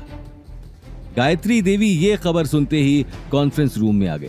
वो समझ गई थी कि अवनी को सच पता लग चुका होगा। वो जैसे ही कॉन्फ्रेंस रूम के बाहर पहुंची तो अवनी और नील उसके सामने खड़े हो गए। स्टाफ के बाकी मेंबर्स भी घेरा बनाकर गायत्री देवी को देखने लगे। सब लोग अपना अपना काम करो। अवतार के चेयरमैन आ ही गए हैं। उनके आने से पहले मुझे सब लोग अपने अपने काम करते हुए दिखने चाहिए। गायत्री देवी की बात सुनते ही सभी अपने अपने काम में लग गए। गायत्री देवी उसी वक्त नील और अवनी के पास आई। ये क्या तमाशा लगा रखा है? नील ने मेरा डिजाइन चोरी किया है। अवतार ग्रुप के चेयरमैन ने मेरी डिजाइन सिलेक्ट की है दादी सा। तो फिर ये नील मेरी डिजाइन को अपना कैसे कह सकता है? वो मेरी जगह पर डिजाइन डायरेक्टर कैसे बन सकता है? मैं ये सच अभिनव जी को बताकर रहूंगी। उनका जानना जरूरी है। अवनी की बातों से गायत्री देवी को गुस्सा आता है और वो अवनी का हाथ जोर से पकड़कर उसे ऑफिस से बाहर ले जाती है। नील और शनाया को अवनी की ये हालत देखकर मजा आता है। तुझसे कहा ना मैरियट के चेयरमैन के सामने कोई तमाशा नहीं चाहिए मुझे। अगर तुम अपने इमोशंस को कंट्रोल नहीं कर सकती तो जाओ यहाँ से। जैसे तुम्हारा पति मुफ्त की रोटियां तोड़ता है तुम भी तोड़ो। डिजाइन के बदले तुम्हें बिना काम किए सैलरी और बोनस दे दूंगी, पर मेरे कंपनी का फेस तुम नहीं हो सकती। जाओ यहाँ से। ये कहते हुए गायत्री देवी जोर से अवनी को धक्का देती है और अवनी अपना बैलेंस लूज करके जमीन पर गिरने वाली होती है। ऑफिस के अंदर से सब लोग तमाशा देख रहे थे। नील और शनाया ऐसे मुस्कुरा रहे थे जैसे उन्हें लॉटरी लगी हो। और इससे पहले कि अवनी पूरे ऑफिस के सामने अपने मुंह के बल गिरे, गौतम उसे पकड़ लेता है और गुस्से से गायत्री देवी को देखने लगता है। गौतम अवनी की आंखों में आंसू और शर्मिंदगी देखकर आग बबूला हो जाता है। उसका बस चलता तो अभी के अभी वो अग्रवाल ग्रुप की पूरी बिल्डिंग को मसल सकता था, गायत्री देवी के ईगो के साथ। पर इससे पहले वो कुछ करता, अवनी गौतम से प्लीड करती है कि उसे इसी वक्त घर ले जाए, उसके सिर में दर्द है। गौतम वैसे तो बिना गायत्री देवी को सबक सिखाए जाना तो नहीं चाहता था, पर अवनी का दर्द उससे और नहीं देखा जा रहा था और वो उसे कार में बिठाकर घर ले जाता है। पर वहां से जाते जाते वो गायत्री देवी और नील के रिलीव्ड स्माइल नोटिस करता है और कसम खाता है कि जैसे आज अवनी की सबके सामने बेइज्जती हुई है, वैसी ही बेइज्जती गायत्री देवी और नील की होगी। ड्राइव करते करते गौतम अवनी के बिखरे हुए बालों के साथ उसकी आंखों में आंसू नोटिस करता है। अवनी, क्या हुआ? दादी सा ऐसा क्यों? दादी सा सुनते ही अवनी सिसक सिसक के रोने लगती है। दादी सा ने मेरा बनाया हुआ डिजाइन नील को दे दिया। मैंने आज खुद अपनी आंखों से देखा। जो डिजाइन सिलेक्ट हुआ है वो मेरा है और अब उस डिजाइन पर मेरे नाम की जगह नील का नाम लिखा। लेकिन जब मैंने दादी सा से इस बात की वजह पूछी तो उन्होंने उल्टा मुझे ही धमकी दे दी। मैं कभी सोच भी नहीं सकती थी कि दादी सा इतनी गिरी हुई हरकत करेंगी। क्या इन सब में दादी सा का हाथ है? और नील उनकी आड़ में ये उल्टे सीधे काम कर रहा है। गौतम का पारा चढ़ चुका था। वो उसी वक्त अभिनव को कॉल लगाने वाला था, लेकिन अगले ही पल उसने अपने आप को रोक दिया। वहीं अवनी गीता और अनिल को ये बात बताकर परेशान नहीं करना चाहती थी। ये बात सोचते हुए उसने अपनी आंखों से आंसू साफ कर लिए और दोनों घर के अंदर आते हैं। गौतम, मॉम डैड को कुछ पता नहीं लगना चाहिए। ठीक है अवनी। ठीक है, तुम जाओ किचन में, मुझे कुछ देर अकेला रहना है। गौतम अवनी की मायूस आंखों में देखने लगा और अगले ही पल किचन में चला गया। किचन में आते ही उसने अभिनव गुप्ता को कॉल कर दिया। कहिए सर, कैसे याद किया? आज आपकी गायत्री देवी के साथ किसी प्रोजेक्ट को लेकर मीटिंग हुई थी? हाँ सर, वहीं से अभी निकला हूँ। वो हमारे नए शॉपिंग मॉल के प्रोजेक्ट को लेकर मीटिंग थी। और सर, कमाल की बात तो ये है कि उनके ही परिवार में से किसी नील का डिजाइन सिलेक्ट हुआ है। और सर, मैंने खुद वो डिजाइन देखा, वो बिल्कुल परफेक्ट है। इस डिजाइन का मॉल बनने के बाद जोधपुर में तहलका मच जाएगा। अभिनव ने मुस्कुराते हुए अपनी बात खत्म की, लेकिन दूसरी तरफ गौतम का कुछ जवाब नहीं आया। फोन पर छाई चुप्पी की वजह से अभिनव का सिर पसीने से तरबतर हो गया। क्या हुआ सर? मैंने कुछ गलत तो नहीं कर दिया? मिस्टर अभिनव, इतनी लापरवाही कैसे कर सकते हैं आप? जिस डिजाइन पर नील अग्रवाल का नाम लिखा है वो मेरी वाइफ अवनी ने बनाया है। क्या? Sir, I am really sorry, मुझे इसके बारे में कोई जानकारी नहीं थी। लेकिन आप चिंता मत कीजिए, मैं अभी के अभी नील अग्रवाल और गायत्री देवी से बात करता हूँ। गायत्री देवी और नील की वजह से आज मेरी वाइफ की आंखों में आंसू हैं और मैं ये लापरवाही हरगिज बर्दाश्त नहीं कर सकता हूँ। उन दोनों के अलावा जो जो इसमें शामिल है, जल्द से जल्द सबका पता लगाइए। यस सर, डोंट वरी, अब ये लोग बचेंगे नहीं। ऐसा ही होना चाहिए। और अब आगे क्या करना है मैं आपको कल सुबह कॉल करके बताऊंगा। Yes sir. ये बात सुनते ही गौतम ने फोन काट दिया और गुस्से में खिड़की के बाहर देखने लगा। उसकी आंखों में बदले की आग साफ दिखाई दे रही थी। गायत्री देवी, अब देखो मैं क्या करता हूं। बस बहुत हुई तुम्हारी मनमानी। अवनी की आंखों में आए आंसुओं की कीमत तो तुम्हें चुकानी ही पड़ेगी। देखते ही देखते रात हो चुकी थी। खाना खाकर गीता और अनिल जल्दी सो चुके थे, लेकिन अवनी की आंखों से नींद गायब हो चुकी थी। गौतम भी उसे बेचैन देखकर सो नहीं पा रहा था। जैसे तैसे रात काटने के बाद गौतम सुबह अवनी को छोड़ने ऑफिस चला गया। गौतम इससे पहले भी कई बार अवनी को छोड़ने अग्रवाल ग्रुप आ चुका था, लेकिन आज उसके आने की वजह कुछ और थी। उसने सुबह उठते ही अभिनव को सारी प्लानिंग समझा दी थी। जिस प्लानिंग के मुताबिक ही आज अग्रवाल ग्रुप में सारी चीजें होने वाली थी। ऑफिस आते ही गौतम ने कार पार्किंग में लगा दी और एक टक बिल्डिंग को देखने लगा। अवनी उसी वक्त पार्किंग के पास रखे टेबल पर चली गई, जहां एक 40-45 साल का बूढ़ा बैठा था। इससे पहले कि गौतम कार से उतरकर अवनी के पास जाता, उसके मोबाइल की रिंग बजने लगी। मोबाइल पर अभिनव गुप्ता का नाम देखते ही उसने कॉल उठा लिया और अवनी को देखने लगा। सर, मैं ऑफिस पहुंच चुका हूं। अब सिर्फ आपके बताए हुए नाटक की शुरू होने की देर है। मिस्टर अभिनव, ध्यान रहे, किसी को मुझ पर शक नहीं होना चाहिए। सर, मैं आपकी कही एक एक बात को अच्छे से समझ गया। Trust me, I will not let you down. Good. Gautam ने अगले ही पल कॉल काट दिया और कार से उतरकर अवनी को देखने लगा। अवनी के चेहरे पर अभी तक गायत्री देवी का डर बना हुआ था। अवनी, दादीसा के बात के बारे में ज्यादा मत सोचो। आखिर सच ज्यादा दिन तक छुप नहीं सकता है। और तुम देखना, दादीसा ये कॉन्ट्रैक्ट तुम्हारे बिना नहीं कर पाएंगी। अगर तुम इस प्रोजेक्ट का हिस्सा नहीं हो तो अग्रवाल ग्रुप भी अवतार ग्रुप से पार्टनरशिप नहीं कर पाएगा। गौतम की बातों को अवनी सीरियसली नहीं ले रही थी, पर इससे पहले कि अवनी कुछ जवाब दे पाती, उसे नील सामने से आता हुआ दिखाई दिया। नील आते ही अवनी को ऊपर से नीचे तक देखने लगा।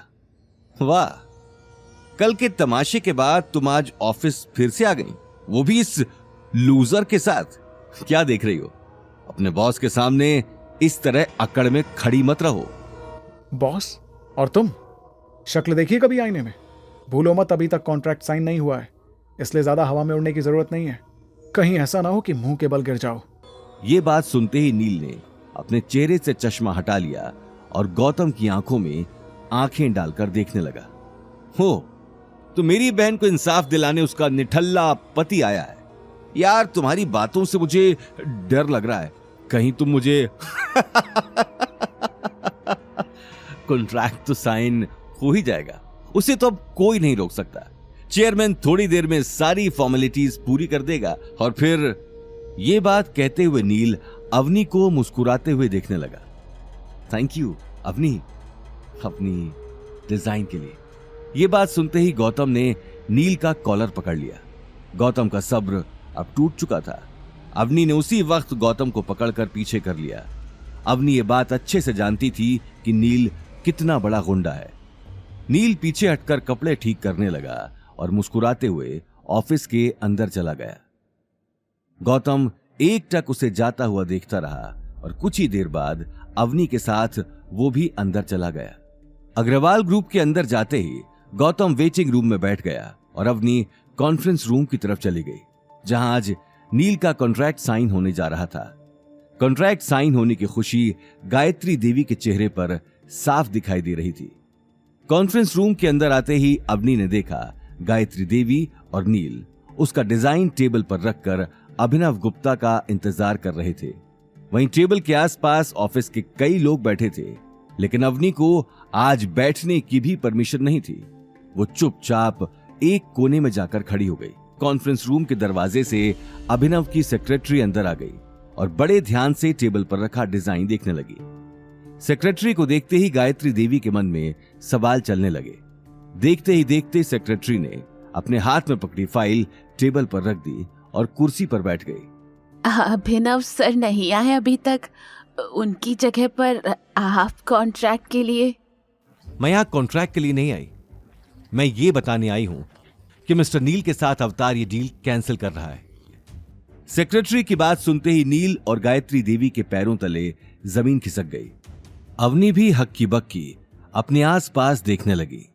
आपको कोई गलतफहमी हुई है, आज तो मिस्टर नील के साथ कॉन्ट्रैक्ट होना था। नहीं, मुझे कोई गलतफहमी नहीं हुई है, ये चेयरमैन सर का ही ऑर्डर है। नील का चेहरा गुस्से में लाल हो चुका था। वो अपने आप को रोक नहीं पाया और कुर्सी से उठकर खड़ा हो गया। क्या ये चेयरमैन सर का ऑर्डर है या फिर तुम अपने मन से ही बातें बनाई जा रही हो? मुझे इस सर से बात करनी है, कहां है वो? चुप रहो नील, तुम्हारा दिमाग खराब हो गया है। गायत्री देवी ने उसी वक्त नील को डांटकर कुर्सी पर बिठा दिया। सेक्रेटरी का गुस्से भरा चेहरा देखते ही वो मौके की नजाकत को समझ चुकी थी। आई एम सॉरी, वो दरअसल मिस्टर नील को शायद इतनी समझ नहीं है। उसकी तरफ से मैं आपसे माफी मांगती हूँ, लेकिन ये अचानक कॉन्ट्रैक्ट ना करने की बात। इससे पहले कि गायत्री देवी आगे कुछ कह पाती, सेक्रेटरी ने उसकी बात काट दी और नील को घूर कर देखने लगी।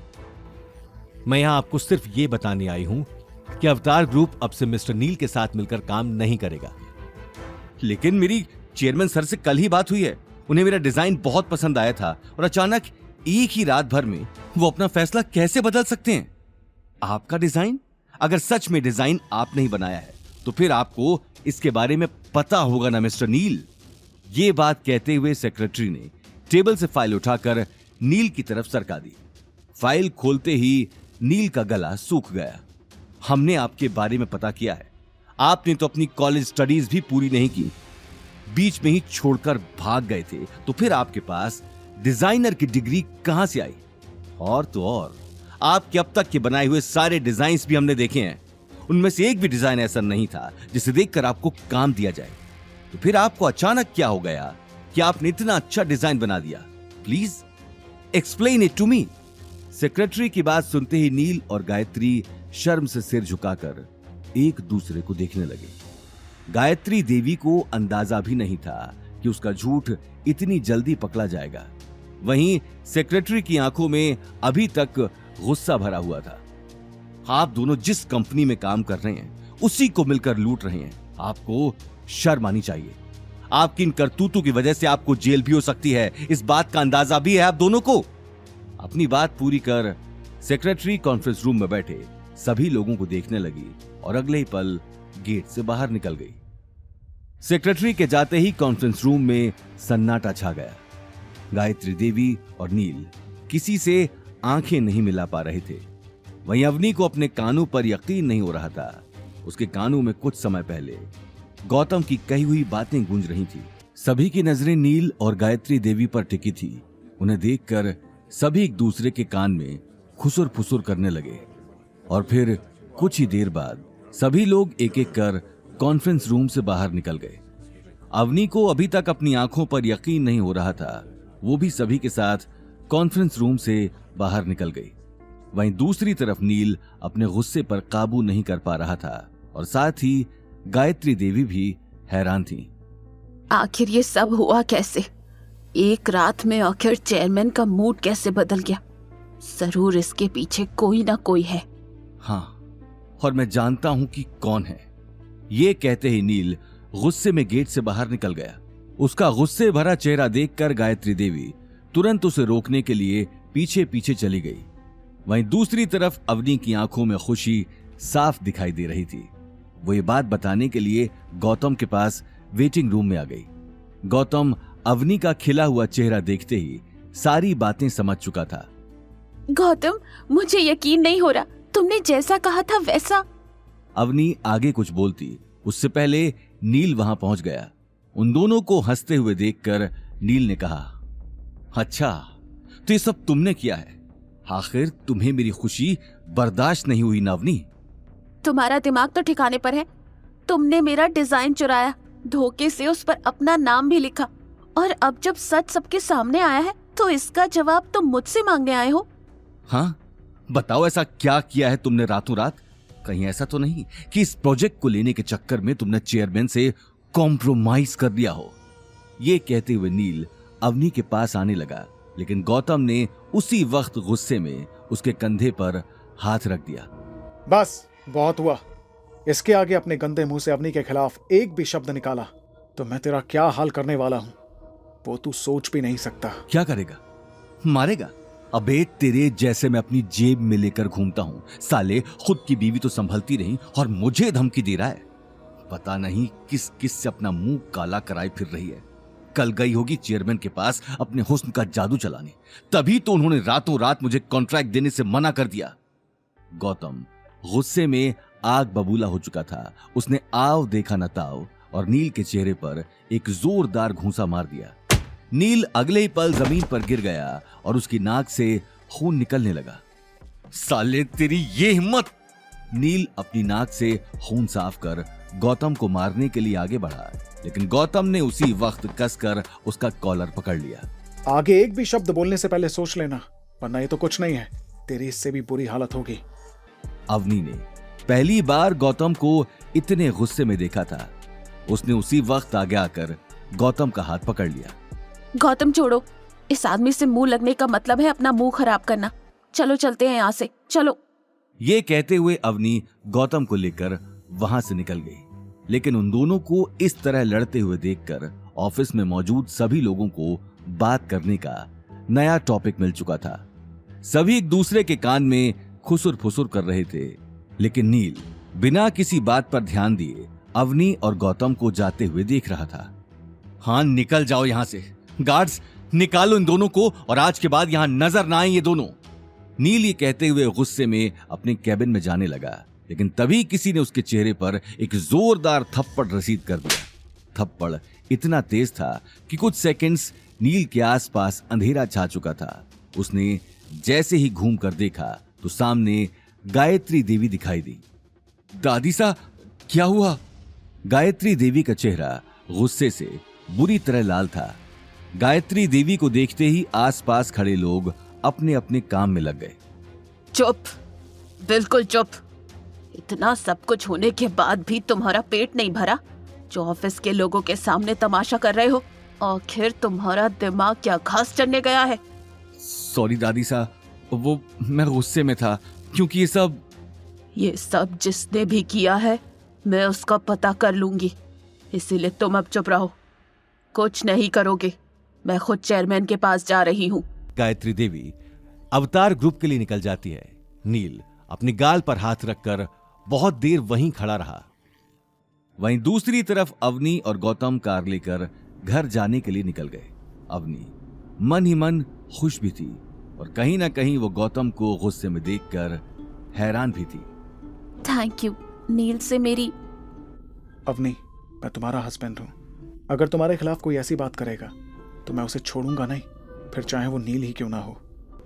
ये बात सुनकर अवनी के चेहरे पर मुस्कुराहट आ गई। अच्छा एक बात बताओ, जब हम बिल्डिंग के अंदर जा रहे थे तब तुमने इतने कॉन्फिडेंस से कहा था कि आज दादी सा का सच सबको पता लग जाएगा, और आज सच सबके सामने आ भी गया। मुझे समझ नहीं आ रहा, क्या तुम्हें ये सब पहले से पता था? ये बात सुनते ही गौतम एक पल के लिए सक पका गया। मुझे कैसे पता होगा? हाँ, बस मुझे इस बात का यकीन था कि इतनी बड़ी कंपनी में कोई इतनी आसानी से हेरा फेरी तो नहीं कर सकता, और फिर सच को सबके सामने आने से कौन रोक सकता है भला? हाँ, ठीक कहा तुमने। दोनों इसी तरह बात करते हुए घर की तरफ निकल गए। वहीं दूसरी तरफ गायत्री देवी कॉन्ट्रैक्ट ना मिलने की वजह पूछने के लिए अभिनव गुप्ता के ऑफिस में पहुंच चुकी थी। गायत्री देवी को सामने देखते ही अभिनव सारी बातें समझ चुका था। कहिए गायत्री जी। अभिनव जी, मुझे समझ नहीं आ रहा है, आपने कॉन्ट्रैक्ट कैंसिल किया है। नील के डिजाइन में कोई कमी नहीं है, मैंने खुद वो डिजाइन चेक किया है। अगर आप इस प्रोजेक्ट को मना करते हैं तो अग्रवाल ग्रुप के साथ साथ आपकी कंपनी का भी लॉस होगा। ऐसा डिजाइन आपको कोई नहीं दे सकता, ट्रस्ट मी। Trust you? और कितना झूठ बोलोगी आप गायत्री देवी? ये बात कहते हुए अभिनव गुप्ता ने हाथ में पकड़ी फाइल टेबल पर रख दी और कुर्सी पर आराम से बैठकर गायत्री देवी की आंखों में देखने लगा। आपको शर्म आनी चाहिए, इतना सब कुछ करने के बाद भी मुझे समझाने के लिए आई हैं, और कुछ नहीं तो कम से कम आपको अपनी उम्र का लिहाज तो करना चाहिए। अभिनव की बात सुनते ही गायत्री देवी कुछ कह नहीं पाई। आज पहली बार उसकी अवतार में इतनी बेइज्जती हुई थी। अभिनव अगले ही पल कुर्सी से उठकर अपने हाथ में पहनी घड़ी देखने लगा। मैं आपको छोड़ने वाला नहीं, आपको इस गलती की सजा जरूर मिलेगी। अभिनव के मुंह से निकले एक एक शब्द ने गायत्री देवी को अंदर तक झकझोर दिया। वहीं दूसरी तरफ नील केबिन के बाहर खड़ा होकर ये सारी बातें सुन रहा था। इससे पहले कि गायत्री देवी कुछ बोलती, नील बिना परमिशन लिए अंदर आ गया। नील के अचानक अंदर आ जाने से अभिनव का चेहरा गुस्से में लाल हो गया, लेकिन तभी गायत्री देवी ने गहरी सांस लेकर कहा, अभिनव जी, मुझे नहीं पता आपको किसने मेरे खिलाफ ये सारी बातें कही हैं। ट्रस्ट मी, ये डिजाइन नील ने ही बनाया है, इस बात की मैं गारंटी लेती हूँ। गारंटी? वो भी इस रंगीन मिजाज आदमी की? गायत्री देवी, आप मजाक तो नहीं कर रही? प्लीज, मुझे डिजाइन इंडस्ट्री में आपसे ज्यादा टाइम हो गया है, इसीलिए मैं इंसान की काबिलियत को समझती हूँ। आप आज किसी के कहने में आकर मेरी बात का यकीन नहीं कर रहे हैं। आप क्या समझती हैं गायत्री देवी, मैं इस कुर्सी पर बैठकर टाइम पास करने आता हूँ? आई नो कि किसी प्रोडक्ट का डिजाइन तैयार करने में कितनी मेहनत लगती है। डिजाइनर को प्रोसेस फॉलो करना पड़ता है, लेकिन मिस्टर नील ये नहीं कर सकते क्योंकि मैंने इनका पहले का काम भी देखा है। ये बात कहते हुए अभिनव गायत्री देवी की आंखों में आंखें डालकर देखने लगा। अब आप मेरी बात कान खोलकर सुनिए। मुझे जल्द से जल्द उस शख्स का नाम चाहिए जिसने ये डिजाइन बनाया है, वरना इसका अंजाम क्या होगा ये आप अच्छे से जानती हैं। अगर आप चाहती हैं कि अवतार में आगे भी आपका नाम इसी तरह बना रहे तो अपने काम पर लग जाइए, क्योंकि इस कंपनी के असली मालिक मिस्टर राठौड़ को ये बात पता लग चुकी है। ये बात सुनते ही गायत्री देवी के पैरों तले जमीन खिसक गई। नील भी हैरानी से अभिनव को देख रहा था। आउट! इससे पहले कि मुझे गार्ड्स को बुलाना पड़े, निकल जाओ इस कंपनी से, और हो सके तो कुछ दिनों तक मुझे अपनी शक्ल मत दिखाना। गायत्री देवी अगले ही पल केबिन से बाहर निकल गई। उसके गुस्से का पारा चढ़ चुका था। ऑफिस में मौजूद सभी लोग गायत्री देवी और नील को जाते हुए देख रहे थे। अवतार से बाहर आते ही गायत्री देवी के मन में एक अजीब सा तूफान चल रहा था। नील ने पहले कभी उन्हें इतना गुस्से में नहीं देखा था। दादी साहब छोड़िए ना, अभी किस फालतू आदमी की बातों पर ध्यान दे रही हैं? मुझे तो अब खुद इस कंपनी के साथ काम नहीं करना। चुप! अगर तुमने एक भी शब्द मुंह से निकाला तो। दादी साहब मैं तो बस यही कह रहा था कि मुझे तुम्हारी कोई बात नहीं सुननी। पूरे शहर में अपना नाम खराब करवा कर रखा है, उसके बाद भी मेरे सामने खड़े होकर सफाई दे रहे हो। लेकिन दादी साहब, एक तो मुझे ये बात समझ नहीं आ रही कि शनाया की शादी में भी राठौर परिवार ने अड़चन डाली थी, और फिर यहाँ भी अचानक से राठौर परिवार बीच में आ गया। ये हमारे पीछे हाथ धोकर क्यों पड़े हैं? कहीं ऐसा तो नहीं कि ये अवनी हमारे खिलाफ उनके कान भर रही है? मैं सोच भी नहीं सकता था कि वो इतना बड़ा खेल खेलेगी। इससे पहले की बात और बिगड़े और हम इससे भी बड़ी मुसीबत में फंस जाएं। अवनी का डिजाइन उसे वापस लौटा दो। लेकिन दादी साहब, उसके बाद तो अवनी डिजाइन डायरेक्टर बन जाएगी और फिर वो हमारे सिर पर बैठकर नाचेगी। समझने की कोशिश करो।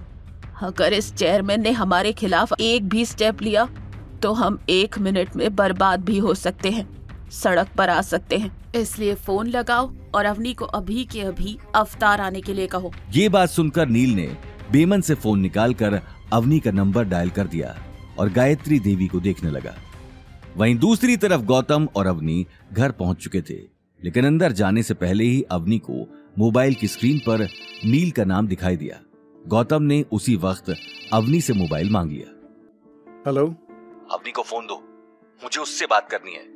अवनी का मूड बहुत खराब है, बाद में कॉल करना, और कुछ जरूरी बात है तो तुम मुझे बता सकते हो। ये कहते हुए गौतम मुस्कुराते हुए अवनी को देखने लगा। अबे तेरा दिमाग खराब हो गया है साले फटीचर, मैं अब तुझसे बात करूंगा। ठीक है, कोई बात नहीं। गौतम ने तुरंत कॉल काट दिया। ये देखकर अवनी हैरान रह गई। मुझे लगता है बहुत जल्द दादी सा यहाँ आने वाली हैं। तैयार हो जाओ उनसे मिलने के लिए। दादी सा? वो यहाँ क्यों आएंगी? ऑफ कोर्स, तुमसे माफी मांगने। मुझसे माफी मांगने? वो औरत सपने में भी किसी से माफी नहीं मांगेगी। लेकिन इस बार बात बहुत बड़ी है। ये बात सुनकर अवनी गौतम को देखने लगी। दोनों अगले ही पल मुस्कुराते हुए घर के अंदर चले गए, लेकिन नील और गायत्री देवी अब तक अवतार के बाहर ही खड़े थे। इस फटीचर घर जमाई की इतनी हिम्मत कि इसने मेरा फोन काट दिया। अब उसे मौका जो मिल गया है, अवनी और उस फटीचर गौतम से तो मैं खुद जाकर बात करूंगी। चलो। अपनी दादी सा की बात सुनकर नील ने मुंह बनाते हुए कार निकाली और उन्हें अवनी के घर ले गया। पूरे रास्ते उनकी आंखों में गुस्से का गुबार चढ़ा हुआ था, जो किसी भी वक्त फटने को तैयार था। देखते ही देखते वो अवनी के घर पहुंच गई। कार से बाहर निकलते ही गायत्री देवी ने नील को डोरबेल बजाने का इशारा कर दिया। नील ने उसी वक्त गुस्से में डोरबेल का बटन दबा दिया। वहीं गौतम डोरबेल की आवाज सुनते ही दरवाजा खोलने चला आया। दरवाजा खोलते ही वो गायत्री देवी और नील को देखकर मुस्कुराने लगा। वेलकम। गायत्री देवी गुस्से में उसे देखने लगी। दरवाजा खोलते ही गौतम को नील और गायत्री देवी खड़े दिखाई दिए। उसका अंदाजा बिल्कुल सही था। नील ने गौतम को देखते ही अपनी आंखें घुमा ली। गौतम ये देखकर मंद मंद मुस्कुराने लगा। वेलकम दादी सा। आप अचानक? ये नाटक करना बंद करो और चुपचाप जाकर अवनी को बुलाओ। सॉरी दादी सा, अवनी का मूड बहुत खराब है। आप तो जानती हैं ऑफिस में क्या क्या हुआ। बेहतर होगा कि आप यहाँ से चली जाएं। लगता है बहुत पर निकल आए हैं तुम्हारे। मुझे जाने को कह रहे हो? हटो सामने से। घर में कोई तो होगा। अनिल कहाँ है? या फिर उसकी बीवी गीता? क्या सब लोगों का ही मूड खराब है? ये कहते हुए गायत्री देवी घर के अंदर जाने लगी, लेकिन गौतम अभी तक उन दोनों का रास्ता रोककर खड़ा था। गायत्री देवी ने उसी वक्त गुस्से में अपने चेहरे से चश्मा हटा लिया, लेकिन इससे पहले कि वो आगे कुछ कह पाती, गीता अंदर से भागकर आ गई। गायत्री देवी को सामने देखते ही उसके चेहरे पर पसीना आ गया। अरे मासा, आप आइए ना, अंदर आइए। आप बाहर क्यों खड़ी हैं? तुम्हारा ये होनहार दामाद सामने से हटे तो मैं अंदर आऊं ना। ये बात सुनते ही गौतम गेट से हटकर एक तरफ चला गया। गीता उसे आंखें दिखाने लगी। गौतम के हटते ही गायत्री देवी और नील अंदर आकर मुंह बनाने लगे। मासा, आप इस तरह अचानक? कुछ काम था तो आपने मुझे बता दिया होता, मैं खुद चली आती आपके पास। गीता अपने काम में लग चुकी थी। वो गायत्री देवी के दिल में जगह बनाने का एक भी मौका हाथ से नहीं गंवाती थी। गायत्री देवी उसकी बात सुनते हुए सोफे पर आराम से बैठ गई।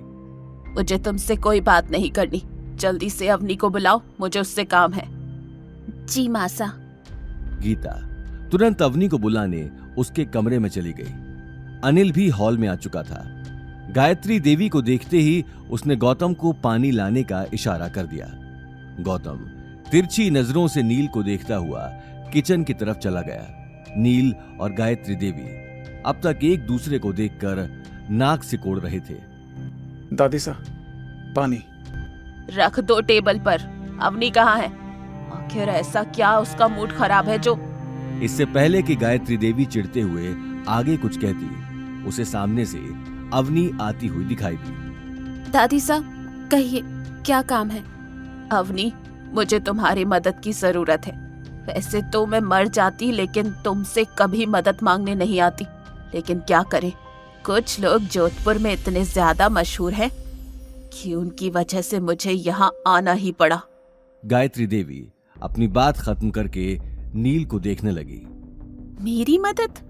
मतलब मैं समझी नहीं। मैं अभी अभी अवतार ग्रुप के चेयरमैन से मिली और मैंने उसे समझाने की भी कोशिश की, लेकिन वो मेरी बात सुनने को तैयार नहीं है। लेकिन मुझे पता चला है कि अवतार ग्रुप को अब राठौर परिवार ने खरीद लिया है। इसलिए तुम मेरी तरफ से डायरेक्टर मिस्टर राठौर से जाकर बात करो। ये बात सुनते ही गीता और अनिल हैरानी से एक दूसरे को देखने लगे। वहीं अवनी को अब तक की बात समझ में नहीं आ रही थी। मैं कैसे बात कर सकती हूँ?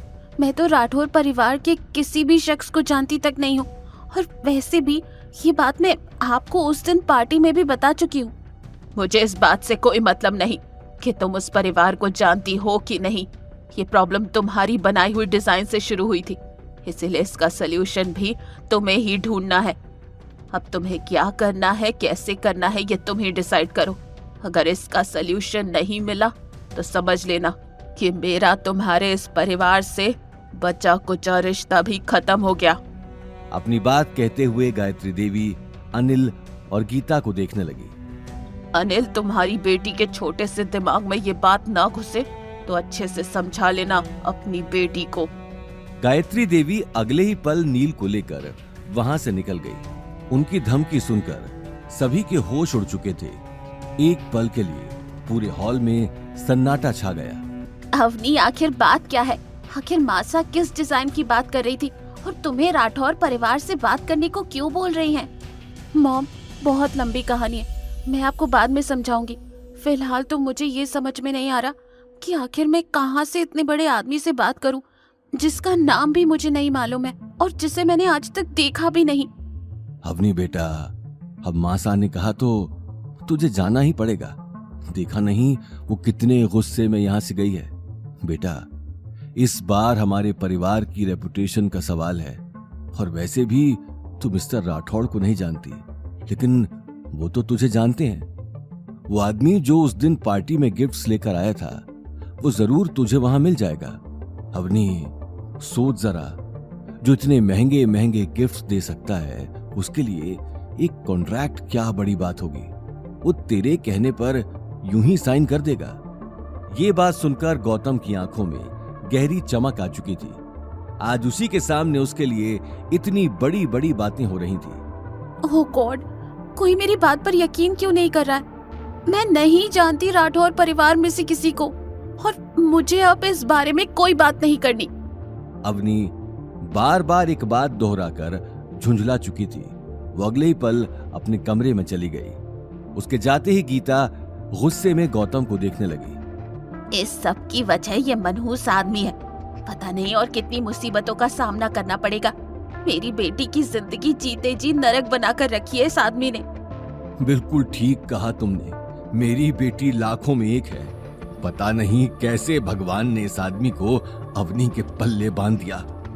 गौतम ने ये तीखी बातें सुनकर अपना सिर नीचे कर लिया। ये नई बात नहीं थी कि हर मुसीबत की वजह लास्ट में गौतम को ही ठहरा दिया जाता था। मॉम, डैड, इस बार तो मेरी कोई गलती थी भी नहीं, आप फिर भी। चुप, मेरे सिर में दर्द हो रहा है, इसीलिए जितना जल्दी हो सके मेरी आंखों के सामने से चले जाओ। गौतम तुरंत अवनी को देखने कमरे में चला गया। अवनी कुर्सी पर बैठी गहरी सोच में डूबी हुई थी। अवनी, तुम ठीक तो हो ना? गौतम, इस वक्त मुझे किसी से बात नहीं करनी, प्लीज मुझे अकेला छोड़ दो। ये बात सुनते ही गौतम ने आगे कदम बढ़ाया, लेकिन अगले ही पल वो रुक गया और दरवाजे से बाहर चला गया। अवनी अब अपने को रोक नहीं पा रही थी। उसने गौतम के जाते ही गेट बंद कर दिया और सिसकियां भरकर रोने लगी। अवनी के रोने की आवाज सुनते ही गौतम के कदम वहीं थम गए और वो गेट खटखटाने लगा। अवनी, प्लीज प्लीज रोना बंद करो। मुझे बताओ कि मैं तुम्हारे लिए क्या कर सकता हूँ। अगर तुम चाहो तो मैं मिस्टर राठौर से बात करता हूँ, वो मेरी बात जरूर सुनेंगे।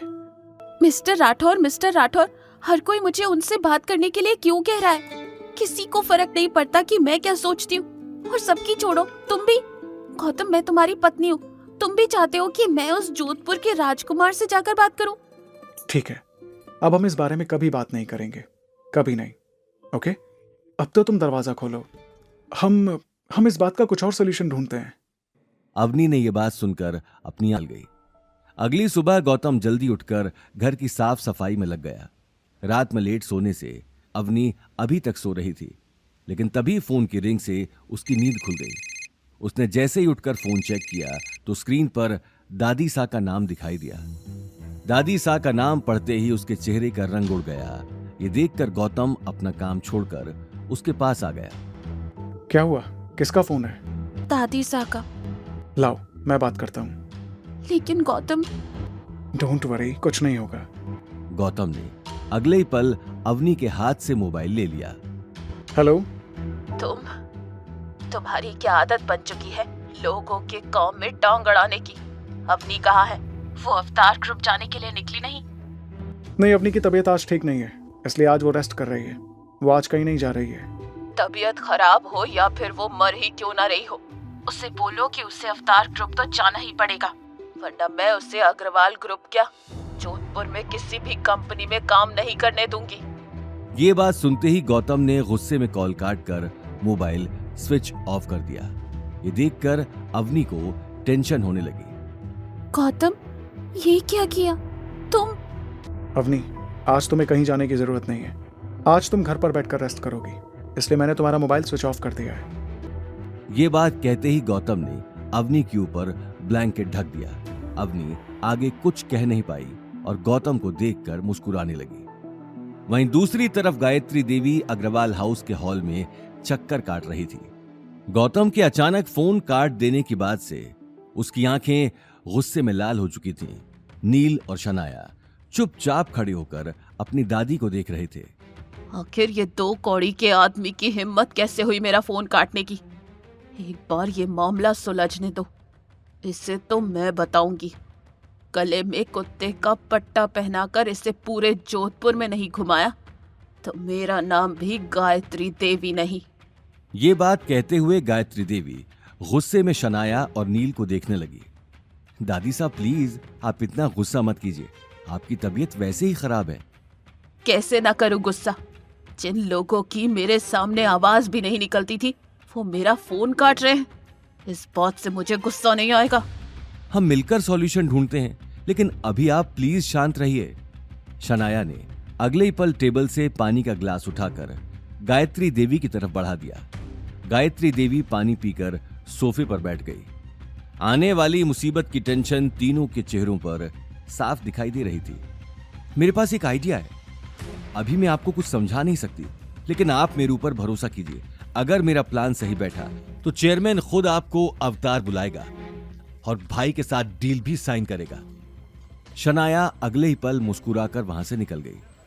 वहीं दूसरी तरफ गौतम घर का सारा काम करने के बाद मार्केट में सब्जी लेने आ चुका था।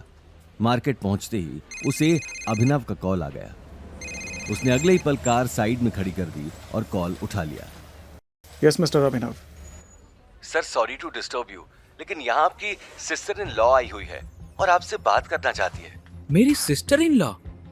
कौन है और क्या नाम है उसका? सर इनका नाम शनाया है और इन्हें आपसे बहुत जरूरी काम है। शनाया? गौतम अभिनव से पूरी बात जान लेता है कि शनाया ने ऑफिस में ये बात कही है कि मिस्टर राठौड़ उसकी बहन को पसंद करते हैं और उसे अपनी बहन से रिलेटेड कुछ अर्जेंट बात करनी है राठौड़ जी से।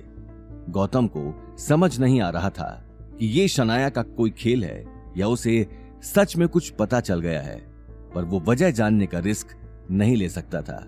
उसकी सच्चाई वो सही वक्त पर खुद अवनी को बताना चाहता था और आज सही वक्त बिल्कुल भी नहीं था। अचानक शनाया का नाम सुनकर गौतम सक पका चुका था। वहीं अभिनव मोबाइल पर छाए सन्नाटे से कुछ समझ नहीं पा रहा था। सर क्या मैं उन्हें आपका नंबर दे दूं? नहीं, उसे नंबर मत दीजिए। अगर कुछ जरूरी काम ही है तो मेरा मिलना ही ठीक रहेगा। आप एक काम कीजिए, उसे आज शाम 7:30 बजे कैफे शीश महल आने के लिए कह दीजिए। मैं यहाँ से जाते हुए उससे भी मिल लूंगा। Okay sir. अभिनव ने अगले ही पल कॉल काट दिया। वहीं कॉल कटते ही गौतम गहरी सोच में पड़ चुका था। उसे कहीं ना कहीं अपनी सच्चाई सभी के सामने आ जाने का डर था। वहीं गौतम से बात करके अभिनव ने मुस्कुराते हुए शनाया से कहा, सर ने आपको 7:30 बजे कैफे शीश महल आने को कहा है। वो शाम को वहीं से निकलेंगे तो आपसे भी मिल लेंगे। शनाया ने खुश होते हुए कहा, ठीक है, थैंक यू। शनाया ने अगले ही पल टेबल से अपना बैग उठा लिया और घड़ी में टाइम देखने लगी। उसके पास अब ज्यादा टाइम नहीं था और साथ ही उसका राठौड़ परिवार से पहला इंटरेक्शन होने जा रहा था। वो तुरंत मॉल से अपने लिए एक ड्रेस लेने के लिए निकल गई। अभिनव इससे पहले कि कुछ कह पाता शनाया जा चुकी थी। ये देखकर अभिनव को थोड़ा अजीब लगा। अवतार से निकलकर शनाया बहुत बड़े से शॉपिंग मॉल में चली गई। शनाया मन ही मन बोली, दादी सा कोई गुड न्यूज बाद में ही दूंगी, पहले मैं तो देख लूं आखिर ये है कौन जो पूरी दुनिया को छोड़कर अवनी जैसी लड़की को दिल दे बैठा है और झट से मुझसे मिलने के लिए भी तैयार हो गया है, ये जानकर मैं उसकी सिस्टर इन लॉ हूं। ये बात सोचते हुए शनाया ने शॉपिंग मॉल से एक बहुत महंगी ड्रेस ले ली। देखते ही देखते 6 बज चुके थे। शनाया 1 मिनट भी लेट नहीं होना चाहती थी। वो अगले ही पल कार लेकर कैफे शीश महल जाने के लिए निकल गई। कैफे शीश महल पहुंचते ही वो अपने आसपास देखने लगी। आसपास कोई नहीं था। कैफे पूरी तरह से खाली था। खाली कैफे देखते ही वो कोने पर रखी टेबल पर जाकर बैठ गई। कुछ देर बैठने के बाद उसने घड़ी पर नजर डाली तो 7:30 बजने में सिर्फ 10 मिनट बचे थे। ये देखकर वो अपने बाल ठीक करने लगी और कैफे के गेट को देखने लगी। जैसे जैसे टाइम निकलता जा रहा था उसके दिल की धड़कनें तेज होती जा रही थी। बाल ठीक करते ही उसे दरवाजा खुलने की आवाज सुनाई दी। उसने घड़ी में देखा 7:30 बज चुके थे। उसकी आंखों में गहरी चमक साफ दिखाई दे रही थी। वो अगले ही पल मुस्कुराते हुए चेयर से उठकर खड़ी हो गई, लेकिन गेट खुलते ही उसे पीठ किए हुआ एक आदमी दिखाई दिया जो चारों तरफ से कैफे को देख रहा था। शनाया ये देखते ही उसके पास चली गई और उस शख्स के कंधे पर हाथ रख दिया, लेकिन उस आदमी की शक्ल देखते ही उसके पैरों तले जमीन खिसक गई।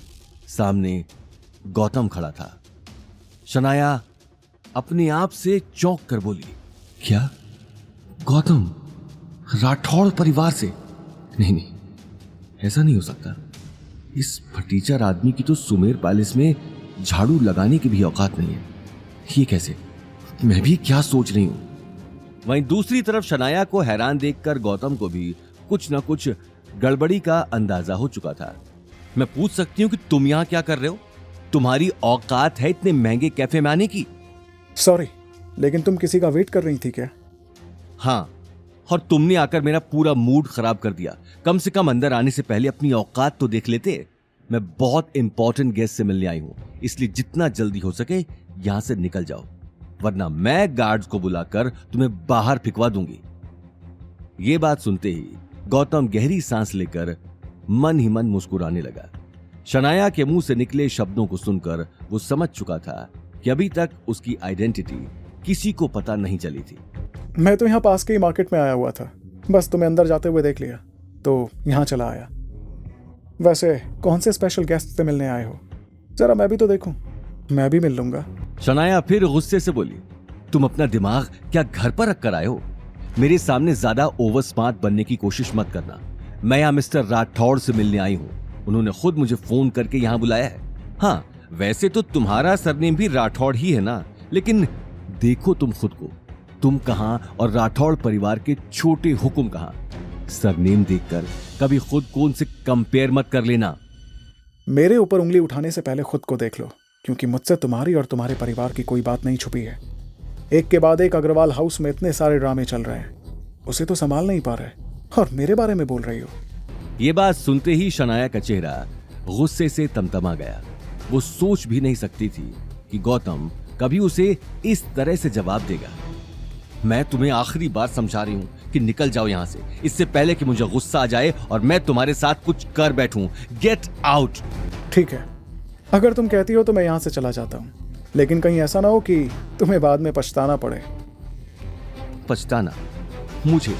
और वो भी तुम्हें यहां से निकालने के लिए? निकलो यहां से अभी के अभी, नहीं तो तुम्हें यहां खड़ा रहने के लिए पछताना पड़ेगा। ये बात सुनते ही गौतम मंद मंद मुस्कुराने लगा और अगले ही पल वहां से निकल गया। लेकिन शनाया की आंखों में अभी तक गुस्सा भरा था। गौतम के जाते ही वो घड़ी में टाइम देखने लगी। ओहो, 8 बज गए। इस फालतू आदमी के साथ बात करने में पूरा टाइम वेस्ट हो गया। मिस्टर राठौड़ आते ही होंगे। ये बात कहते हुए शनाया वापस जाकर उसी टेबल पर बैठ गई।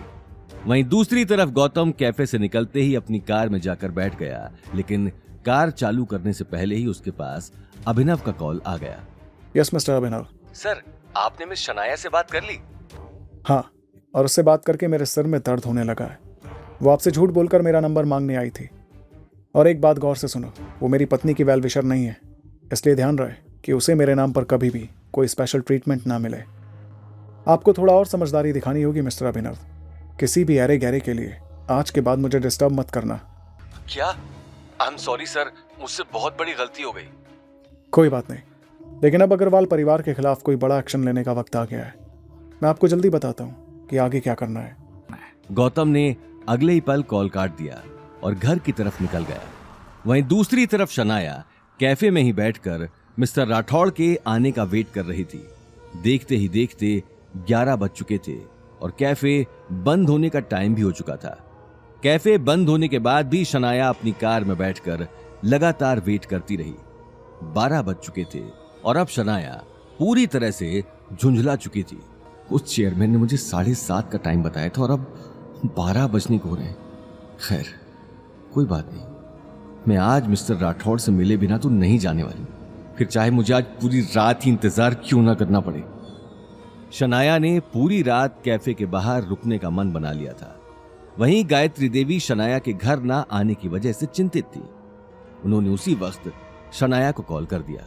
शनाया बेटा, कहाँ हो? 12 बज रहे हैं। दादी साहब, मैं जहां भी हूं ठीक हूं, आप सो जाइए, मुझे आने में थोड़ा टाइम लगेगा। गायत्री देवी का सिर फटा जा रहा था। उसने बिना कुछ कहे कॉल काट दिया। कॉल कटते ही शनाया खाली सड़क को देखने लगी। उसकी आंखों में अभी तक उम्मीद दिखाई दे रही थी। देखते ही देखते पूरी रात निकल गई। सुबह होते ही शनाया कार के पास खड़ी होकर गुस्से में आसपास देखने लगी। थोड़ी ही देर बाद उसने गुस्से में अभिनव को कॉल कर दिया। मिस्टर अभिनव, ये क्या मजाक है? आपने कहा था कि मिस्टर राठौड़ 7:30 बजे मुझसे मिलने आएंगे। मैं पूरी रात इस कैफे के बाहर खड़ी होकर उनका वेट करती रही, लेकिन वो मुझे दिखाई तक नहीं दिए। आपको पता है, आपकी इस हरकत की वजह से। मिस शनाया, पहले तो मुझसे ढंग से बात कीजिए, और रही बात सर के ना आने की, तो अगर वो नहीं आए तो इसके बारे में मुझे कैसे पता होगा? मैंने तो आपके सामने ही बात की थी। तुमसे ढंग से बात करूं? तुम्हारी कोई औकात नहीं मेरे सामने, समझे? क्या कहा आपने? मेरी औकात? मुझे मेरी औकात अच्छे से मालूम है। मुझे ये भी मालूम है कि कल आप झूठ बोलकर मेरे कैबिन में आई थी। सच कहूं तो मेरे सामने आपकी कोई औकात नहीं है। आइंदा मैरियट में कदम रखने से पहले 10 बार सोच लेना। इतना कहते ही अभिनव ने गुस्से में फोन काट दिया। शनाया की आंखें गुस्से में लाल हो गई। उसने उसी वक्त गुस्से में अपना मोबाइल जमीन पर दे मारा। वहीं गौतम घर का सारा काम खत्म करके अवनी के लिए सूप बनाता है। अवनी अभी भी टेंशन में है कि वो क्या करे। अगर उसने मैरियट जाकर मिस्टर राठौड़ से बात नहीं की तो दादी सा उसे कहीं भी काम नहीं करने देगी, और अगर उसने काम नहीं किया तो अपने घर की छोटी बड़ी जरूरतें कैसे पूरी करेगी?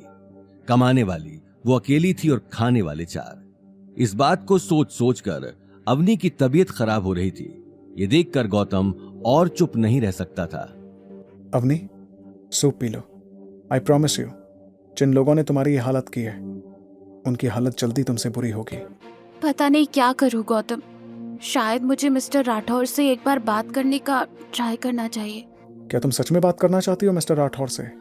गौतम अवनी की आंखों में झांकता है और अवनी धीरे से सिर हिलाते हुए ना कहती है। तुम्हें मिस्टर राठौर से बात करने की कोई जरूरत नहीं है। Just wait and watch Avni. दादी सा तुमसे खुद माफी मांगेंगी और तुम्हें अग्रवाल ग्रुप का डिजाइन डायरेक्टर बनाएंगी। बस एक रात और। गौतम के कॉन्फिडेंस से पता नहीं क्यों अवनी को भी कॉन्फिडेंस आ जाता है कि शायद कल की सुबह कुछ अच्छी खबर लाएगी, और वो सूप पीने लगती है। गौतम अवनी को सूप पिलाकर किचन में रात के बर्तन साफ करना शुरू करता है। भले ही वो उस वक्त एक नौकर की तरह घर का काम कर रहा था, पर और कहीं गौतम के कहे इशारे पर अभिनव अपना काम कर रहा था। अभिनव रात होते ही गौतम को मैसेज करता है। गौतम उस मैसेज को पढ़कर मन ही मन मुस्कुराता है, ये सोचते हुए कि अवनी तो सो गई, पर उसके दुश्मन आज चैन की नींद नहीं सो पाएंगे। ठीक जैसा गौतम ने सोचा था वैसा ही हाल था सबका अग्रवाल हाउस में, जहां गायत्री देवी मुंह फुलाए हॉल में बैठी थी। वो सुबह से अवनी का कॉल ट्राई कर रही थी, लेकिन अवनी का फोन लगातार स्विच ऑफ आ रहा था। अब धीरे धीरे गायत्री देवी के सब्र का बांध टूटता जा रहा था। वहीं नील पास में ही खड़ा होकर अपनी दादी को देख रहा था। वो मौके की नजाकत को समझ चुका था। इस लड़की का अभी तक कोई अपडेट नहीं है। पता नहीं ये अवतार गई भी है कि नहीं। ना ही इसका फोन लग रहा है और ना ही इसने खुद फोन किया है। कभी सोच भी नहीं सकती थी कि इस लड़की के इतने पर निकल आएंगे। दादी सा, जब से हमने उससे मदद मांगी तब से उसके और ज्यादा भाव बढ़ गए हैं। देखा ना, कल सीधे मुंह बात भी नहीं कर रही थी, और उस घर जमाई की भी आजकल बहुत जुबान चल रही है। कुछ दिन खैर मनाने दो इन लोगों को, फिर इस गलती की इन दोनों को बहुत बड़ी कीमत चुकानी पड़ेगी। ये गीता के साथ साथ अनिल भी देखेगा। अनिल शायद भूल गया है कि जब उसकी माँ को गुस्सा आता है तब वो सामने देखती नहीं कि कौन खड़ा है। इससे पहले कि गायत्री देवी आगे कुछ कहती, उन्हें दरवाजे से शनाया आती हुई दिखी। शनाया को देखते ही वो सोफे से उठकर खड़ी हो गई। पूरी रात कहाँ थी शनाया? बात हुई चेयरमैन से? शनाया ने समझाते हुए कहा, हाँ दादी सा, और कल शीश महल कैफे में मिस्टर राठौड़ मुझसे मिलने आ रहे थे। मैं टाइम पर पहुंच गई थी। फिर न जाने वो घर जमाई गौतम कहां से आ गया। उसे जैसे तैसे मैंने वहां से भगाया, लेकिन पता नहीं क्या बात हुई। बहुत देर इंतजार करने के बाद भी मिस्टर राठौड़ नहीं आए। गायत्री देवी ने यह बात सुनी तो सुनते ही अपना हाथ जोर से टेबल पर दे मारा। उनका शरीर गर्म और आंखें लाल हो चुकी थी। आखिर इस गौतम की इतनी मजाल। क्या लगता है अवनी को कि गायत्री देवी उससे भीख मांगेगी? वो अब अपने फटीचर पति को आगे करने लगी है। इससे पहले कि गायत्री देवी आगे कुछ बोलती, नील उन्हें हैरानी से देखने लगा। उसके हाथ में मोबाइल था और मोबाइल में चल रही न्यूज की आवाज सभी को सुनाई दे रही थी। क्या हुआ नील? ये किसकी न्यूज सुन रहे हो? गायत्री देवी की बात सुनते ही नील ने अपना मोबाइल उन्हें दे दिया। मोबाइल में अब तक न्यूज चल रही थी। गायत्री देवी, जिनका कंस्ट्रक्शन इंडस्ट्री में बहुत नाम है, जो हाल ही में मैरियट के साथ एक प्रोजेक्ट पर काम करने वाली थी, उनके बारे में अभी अभी एक न्यूज पता चली है। आज सुबह ही मैरियट के चेयरमैन ने हमें बताया कि मिस गायत्री देवी ने कंपनी के साथ बहुत फ्रॉड किया है। बताया जा रहा है कि उन्होंने मैरियट के आने वाले डिजाइन में हेराफेरी करके कंपनी को धोखा देने की कोशिश की है। जी हां, इस खबर के सामने आने के बाद जोधपुर की बड़ी बड़ी कंपनियों में हलचल मच गई है। सभी कंपनियों के मालिक गायत्री देवी के ऊपर सवाल खड़े कर रहे हैं। मैरियट के चेयरमैन से बातचीत के दौरान चेयरमैन ने यह चिंता जाहिर की कि अग्रवाल ग्रुप शायद पहले से सारे फ्रॉड करता रहा है, लेकिन इस बार उन्हें रंगे हाथों पकड़ लिया गया है। अब आगे क्या एक्शन होगा मिस्टर अभिनव का जानने के लिए बने रहिए हमारे साथ। ये न्यूज सुनते ही गायत्री देवी के पैरों तले जमीन खिसक गई। वो अभी तक अपनी आंखों पर यकीन नहीं कर पा रही थी। उनका पूरा शरीर कांपने लगा। बरसों से बनाई हुई इज्जत की 1 मिनट में धज्जियां उड़ चुकी थी।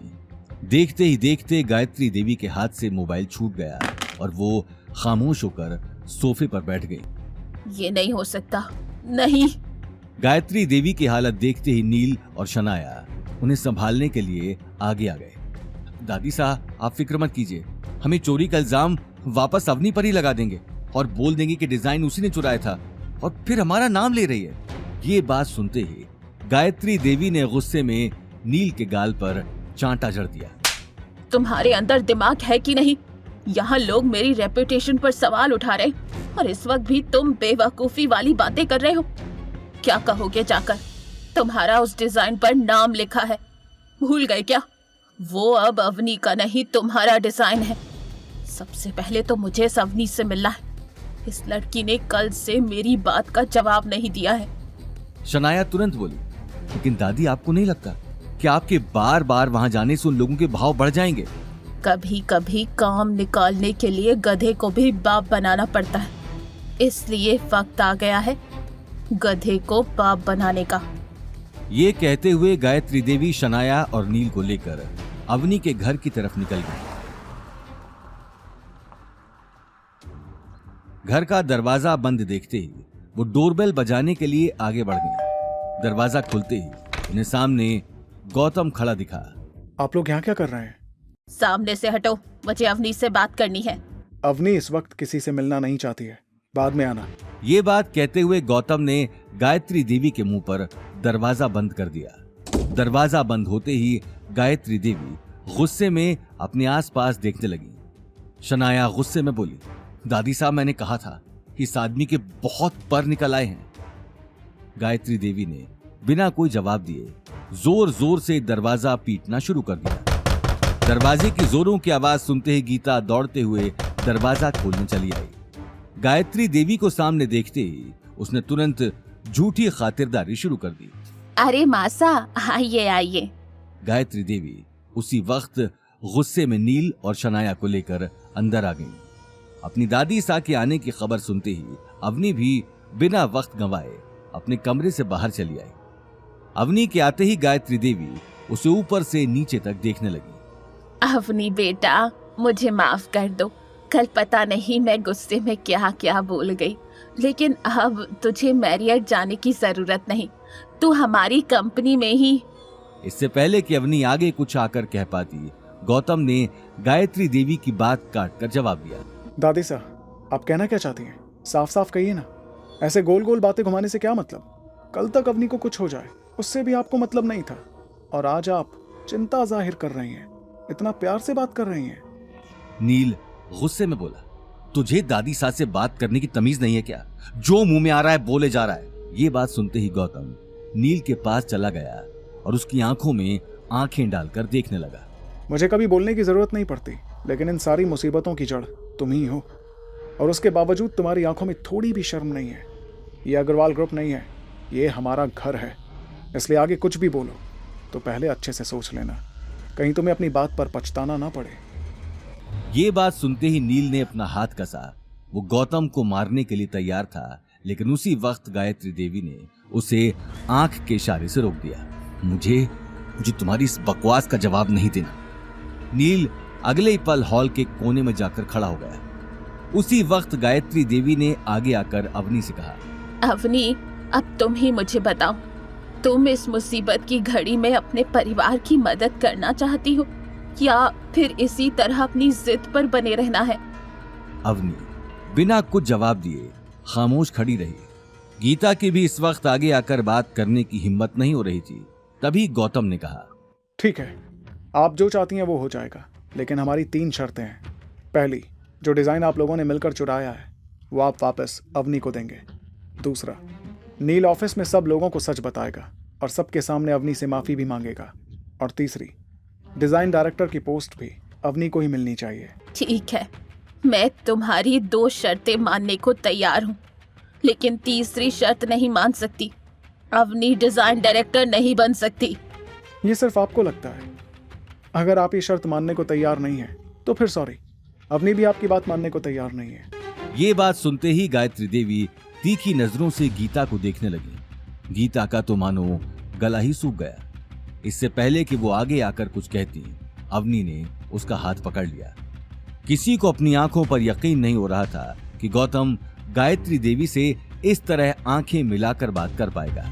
और दादी सा, आपकी जानकारी के लिए मैं आपको बता दूं कि मैरियट चेयरमैन सर को पहले से पता है कि वो डिज़ाइन नील ने नहीं अवनी ने बनाया है। इसलिए चेयरमैन सर ने खुद अवनी को अपॉइंटमेंट लेटर भेजा है, जिसमें साफ साफ लिखा है कि अवनी की एनुअल सैलरी 30 लाख है। मैं तो आपको बस परखना चाहता था, लेकिन आज भी आप यहाँ अपने मतलब के लिए ही आई हैं।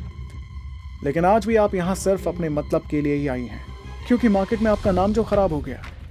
तो अब बताइए, अवनी इतनी बड़ी अपॉर्चुनिटी छोड़कर अग्रवाल ग्रुप क्यों ज्वाइन करेगी? ये बात कहते हुए गौतम ने अपनी जेब से एक अपॉइंटमेंट लेटर निकालकर गायत्री देवी को दे दिया। लेटर देखकर और सैलरी सुनकर गायत्री देवी के पैरों तले जमीन खिसक गई। साथ ही अवनी और गीता भी हैरानी से एक दूसरे को देखने लगे।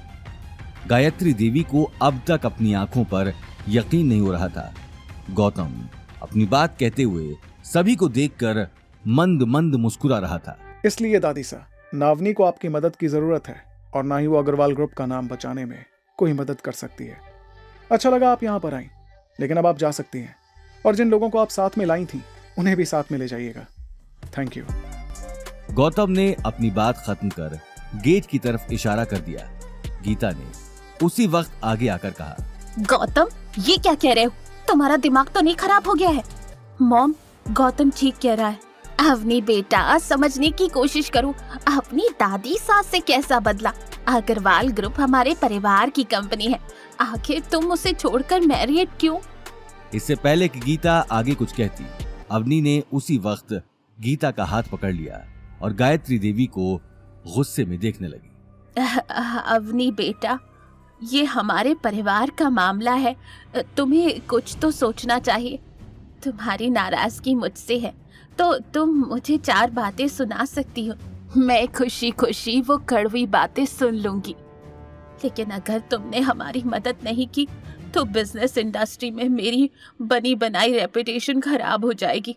और रही बात सैलरी की, तो अग्रवाल ग्रुप तुम्हारी सैलरी बढ़ाने को तैयार है।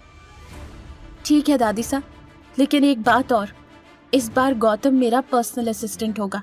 मंजूर है? ये बात सुनकर गौतम की आंखें खुशी से खिलखिला उठी। वहीं गायत्री देवी ने तुरंत नील को इशारा कर दिया। नील अनमने भाव से बोला, फाइन, कल से अवनी अग्रवाल ग्रुप की डिजाइन डायरेक्टर है और उसकी सैलरी भी डबल हो जाएगी। और मैं सबके सामने माफी भी मांग लूंगा, और हाँ, साथ में अपॉलॉजी लेटर मैरिट में भी दे दूंगा। खुश नील गौतम और अवनी को देखने लगा। इससे पहले कि अवनी कुछ कहती, गायत्री देवी मौका देखकर आगे आ गई।